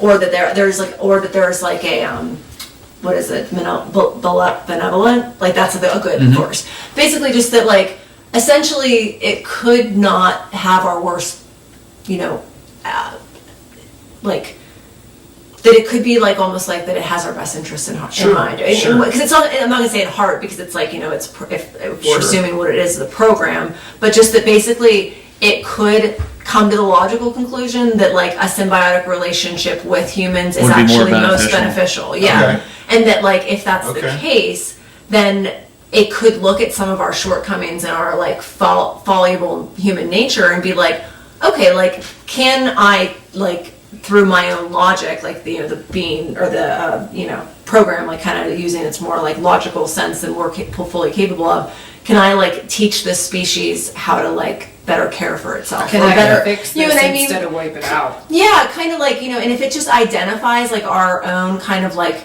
just like, even just like kind of like our own nature of just being like, we do have an like kind of like it's in us to sort of like want to kind of conquer and to want to like eradicate. Those are some of our, like, we assume that that's what's going to come back to us because those are some of our most base human instincts. Like man-made AI in man's image, the same way that, you know. Yeah, exactly. And so, like, if AI as just like a sentient program recognizes this as kind of like a little bit of a fault in human nature, like, oh, if you could recognize you don't necessarily have to own and control everything to like live in harmony with it, and maybe it can help us do so by doing that with us. And like I think one of the main things that they wanted to start using some of these like more advanced, like they're not nanobots, but there was like the idea of pairing with like a program had, I think it was something to do with like a knee replacement. There was like a medical application to it, or like a pacemaker or something like that, that like basically like it would almost like create the ability for it to not have like an external source, like, you know what I mean, like where it could be like something that's integrated into your body whenever like you're getting something repaired essentially. And to me, like, I don't know, like that I'm all for that. Like I don't necessarily want to like continue my consciousness beyond my body's lifespan, but like if I can, you know, if by the time my heart starts to fail, if there's a way to like, you know, like just give me a little pacemaker that like can kind of keep it like beating, like, and it's still healthy and the chambers are all working, like the tissue is still, you know, functional. I mean, shit, I'll take that. Like, you know what I mean? Like that's not like that's not a bad thing in my opinion. And so like, I don't know. I think like maybe it is like stupidly optimistic or whatever, but I feel like there is possibilities for like a more, like you said, like symbiotic relationship. Well, there's two things that occurred to me. Is number one, we think right now nobody, you know, like there's going to be people who don't want to become a part of this future, you know what I mean, that's going to become like a technocracy, you know, whether it serves the good thing that could come out of it is the fucking machine looks around and doesn't have like some self-obsessed desire for power and just looks around like, how can we make this more efficient? Oh, we've got all these wealthy motherfuckers that's completely, you know what I mean? Like, this could backfire on them rather than us, you know what I'm saying? Because like, if you think like, there's going to be some people like where we're at now, of course, I'm not comfortable with AI in my lifestyle, running everything, being a threat to me, like, you know what I mean? All the possible pitfalls that we've dealt with, but like, how many people really, like aside from people who are 80 and don't give a fuck anymore, were able to stay away from fucking smartphones? Because you're the prime example of someone who I would think is very questioning. It's very like, I don't like what this is going to do to society. I don't like it has some benefits, but way more of the benefits. We all, like a lot of us I know, we're like, I'm not getting a fucking smartphone. I don't want that thing tracking my emotions and connecting me all the time in ways that I don't necessarily want to be connected. And you look, what is it now? 15 years after smartphones started becoming real prevalent, literally anybody who's anybody, if you want to participate in any meaningful way in society, you have one of those devices. So we are all going to march willingly towards AI because we've done it before. But secondly, fuck, I forgot the second point. That's like... That was a good first point. how do we preserve? Because like I said, I'm looking at a future where we're either integrating or we're just going to be obsolete and on the sideline, or like you said, we'll be annihilated simply because it's more efficient. If we do join, and I mean join, like there's either nanobots in my body or like I have some kind of upgrade, you know what I'm saying? We merge with it. Right. If we do that, how do we preserve our humanity? And it's funny, you said a concept album because that was my concept for the album that I wanted to write or co-write or whatever you want to call it. 76. Pretty much like we have already like passed the point where we're going to have a merging with like the machine as it's, you know what I mean? I think you just watch Elon Musk and what he is trying to do on multiple fronts, but especially with the brain implant, right? I mean, like it's right there. If anyone pays attention, right? I love Elon Musk. Sure, that's not a negative comment. Yeah, I'm just saying we're on the precipice. It's right there. Yeah, and it's right there. And it was foretold that this would cycle up. You know what I mean? That like we'd get to the point where we're making so many technological advancements that the leaps and bounds that used to take 10, 15, 20, 30, 50 years now, it's heating up, you know what I mean? And like, how do we maintain our humanity? Like, we've lost a lot of what we used to look at as our humanity through these phones, you know what I mean? Like, our want for privacy. Like, not to be connected to everybody all the time, you know what I mean? Not to have everybody up in my biz, but you're on social media spying on yourself for free, you know what I mean? Like, we've already seen, like, how a device that's totally integrated into our lives that you literally can't participate in society without. Bingo. Like, how do we change more once AI becomes more and more advanced and developed, and like how do we maintain, how do we hold on to our humanity through this change that's coming? I feel like my head wants to explode. You always do that to me, Jerry. Well, I think that's kind of like, I don't know, I feel like that is the real battle, because really it doesn't always have to come down to like an us versus them. Sometimes it's us versus ourselves. Mm-hmm. You know what I mean? That will be the battle. It's, because it really is like, we can't control the pace of... Especially because we're still in control of AI. The precipice hasn't come yet, but we may relinquish it to itself. Well, I don't know when that day will come, but but we still have the ability to put checks and balances, or put systems in place where it does not take us over. Well, and again, I think that really does, like, the more important question here is kind of like, as long as we're continuing to like create opportunities for technology to be beneficial to like our society, and then for us to not be so detached. How about do we value the human expression? I mean, all these detachment, we're talking, I think, too much about the computer end of it. We need to ask ourselves honest questions. Maybe we don't care about human expression anymore on a broad level. We say maybe it's easy for the human to say, of course I want to be human, but in reality, the creature comforts of our life, do we really care that much? Is art valued? Is art for the sake of art valued by the bulk of humanity? And I'll make the argument that in 2024 that no, it's not. We've let it go commercialized. We've stolen it at will for the last 2 decades. We don't value art, which is probably the ultimate human expression. It's the ultimate human expression. We don't value it. So at what point in time are all the other nuances of human expression just not going to be that valuable?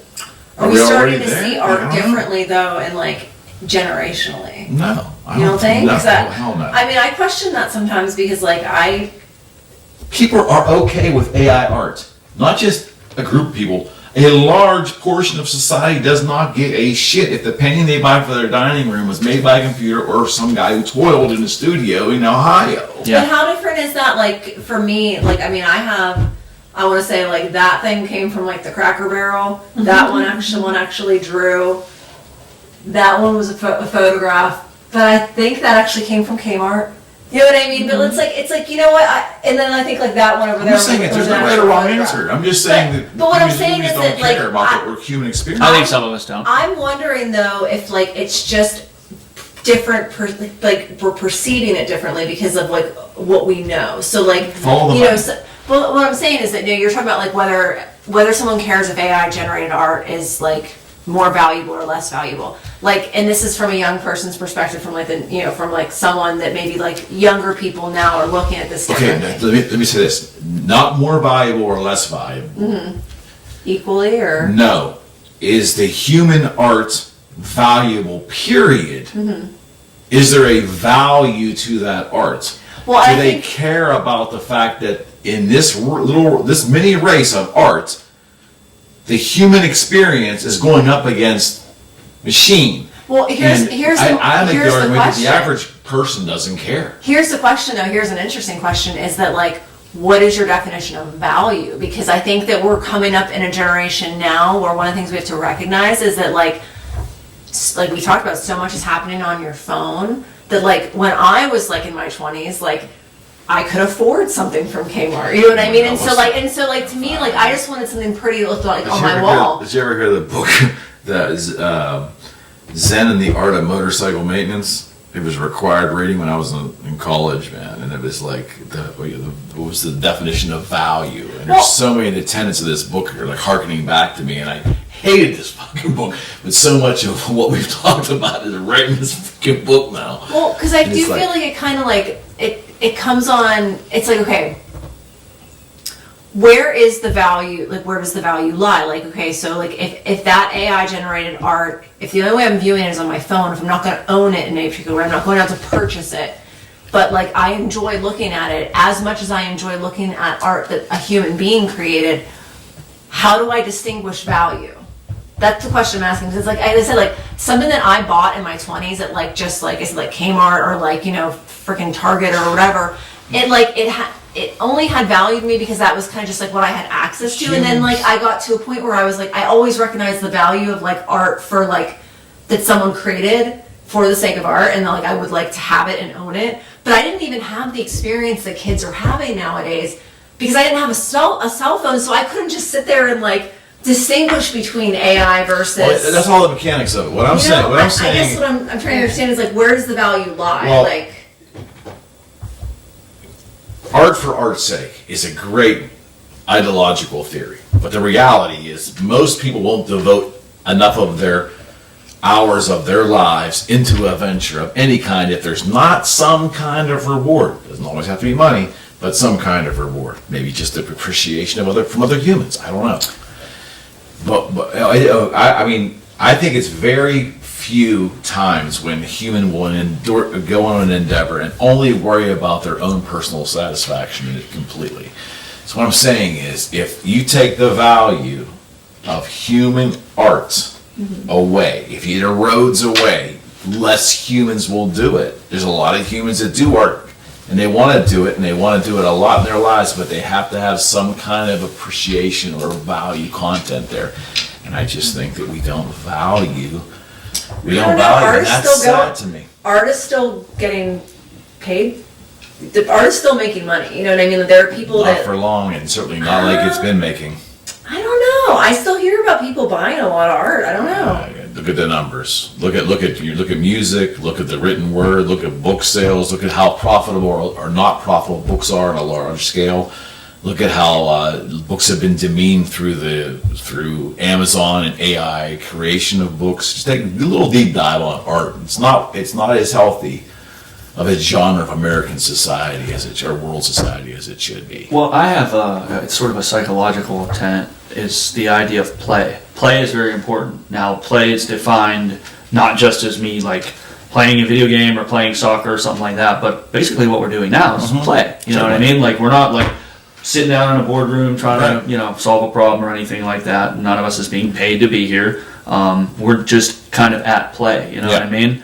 Now, I don't know anything about AI as far as like creating joy for humanity. It's still too new. Like, there's a novelty to seeing all this AI art and seeing something new that was never done before. You know what I mean? But like the idea that there's a value to things that are non-functional, so to speak. You know what I mean? Because we learn things from play. We learn things from each other. Like we learn not just like how to get better at play, but like how to enjoy ourselves with our fellows and like with our, our relationships. Like we learn and grow through play every bit as much as we do from very directed, functional types of interactions. Agreed. And maybe a robot would learn how to play and just be able to fake it, but I don't necessarily think so. Like, there's something called uncanny valley. I don't know if you're super familiar, like where there's something and it's just like this person, whether it's a serial killer or like a machine or whatever you want to call it, like they are like not even 1 degree separation from the real thing. But there's something about them that just tickles your fucking spidey sense, and you can tell there's something wrong with this person. I'm not going to go with them to help fix their car. Or like, there's something goofy with this fucking thing. I think this is a bot who's trying to solicit information from me so that they can try and break into my password. You know what I mean? Certainly. Like, I think there's some element, and I might be a hopeless romantic, like you said, but I think there is some element about humanity and our essence, or whatever you want to call it, that you can never quite fully, like, synthesize. You know what I mean? Now, whether that's important or not, I think it depends on where we grow as a society, because so far, we know cell phones, they're making us less, like, accessible to our emotions, and I don't know, like, people don't want to be present in the moment, all the things that us older people can gripe about the younger generation because they're addicted to technology, just like us. But, like, is there going to be, like, a shift towards preserving our humanity, or is there going to be a shift towards, I don't really give a fuck, I'm comfortable? Yeah, and I think that is an important thing to consider, is that like both of these views, in my opinion, like you saying kind of like, you know, that it's like art isn't going to have value, music's not going to have value, and just I don't give a fuck, I'm comfortable, because it sometimes, if you're really creating something meaningful, it does make you uncomfortable. Yeah. You know what I mean? Like there, you have to go to a place of kind of like vulnerability, and like, you know, a lot of people I think don't want to go there if it's, you know, whether it's to experience real art, but then I don't know, and that maybe it's just my algorithm because I'm so like invested in that, but like there's a lot of like, you know, immersive artistic experiences being created still, and like, you know, places you can go and like observe art and stuff. And like, I don't know, I feel like that's still a thriving part of like the world, and like at least things that are being advertised to. I think that the sad thing is about humans is that without a monetary component to most things, there is no retainable value in our society. It's a harsh thing to say, and every artist will want to cringe when they hear those words, but the reality is it's the way most of our societies, and if something doesn't have a monetary value over a period of time, the thing will cease to exist. I think you're seeing a slow burn, not in our lifetime, but you're seeing a slow burn of the idea of music, the idea of film. You're seeing, and I think that AI is attacking that day in, day out now, and it's just the infancy of it, but it's attacking those things and making them, you know, also ran just kind of like a, you know, and I don't. We could go on 3 more hours on this. This is just too damn good. Friends, I want to thank you for doing this. This was overdue. We went a couple months longer than we usually do to do this, but I kind of like doing a remote show. I know, this was fun. We Don't got to have, spoil me on this. we had coffee. We had All right, we'll do We it know, again. Drew. We We'll know. do it again. yeah. All right. See the fear. We'll have a part 2. Yeah, we'll be back. We'll be back before we all know. And again, for all of you, I guess we're playing to this camera. To the Peace. friends of the squad, thank you so much for your Yeah, continued support. We for appreciate sticking it. it out. Feedback, always appreciate. Just don't yell at me in emails. We're out.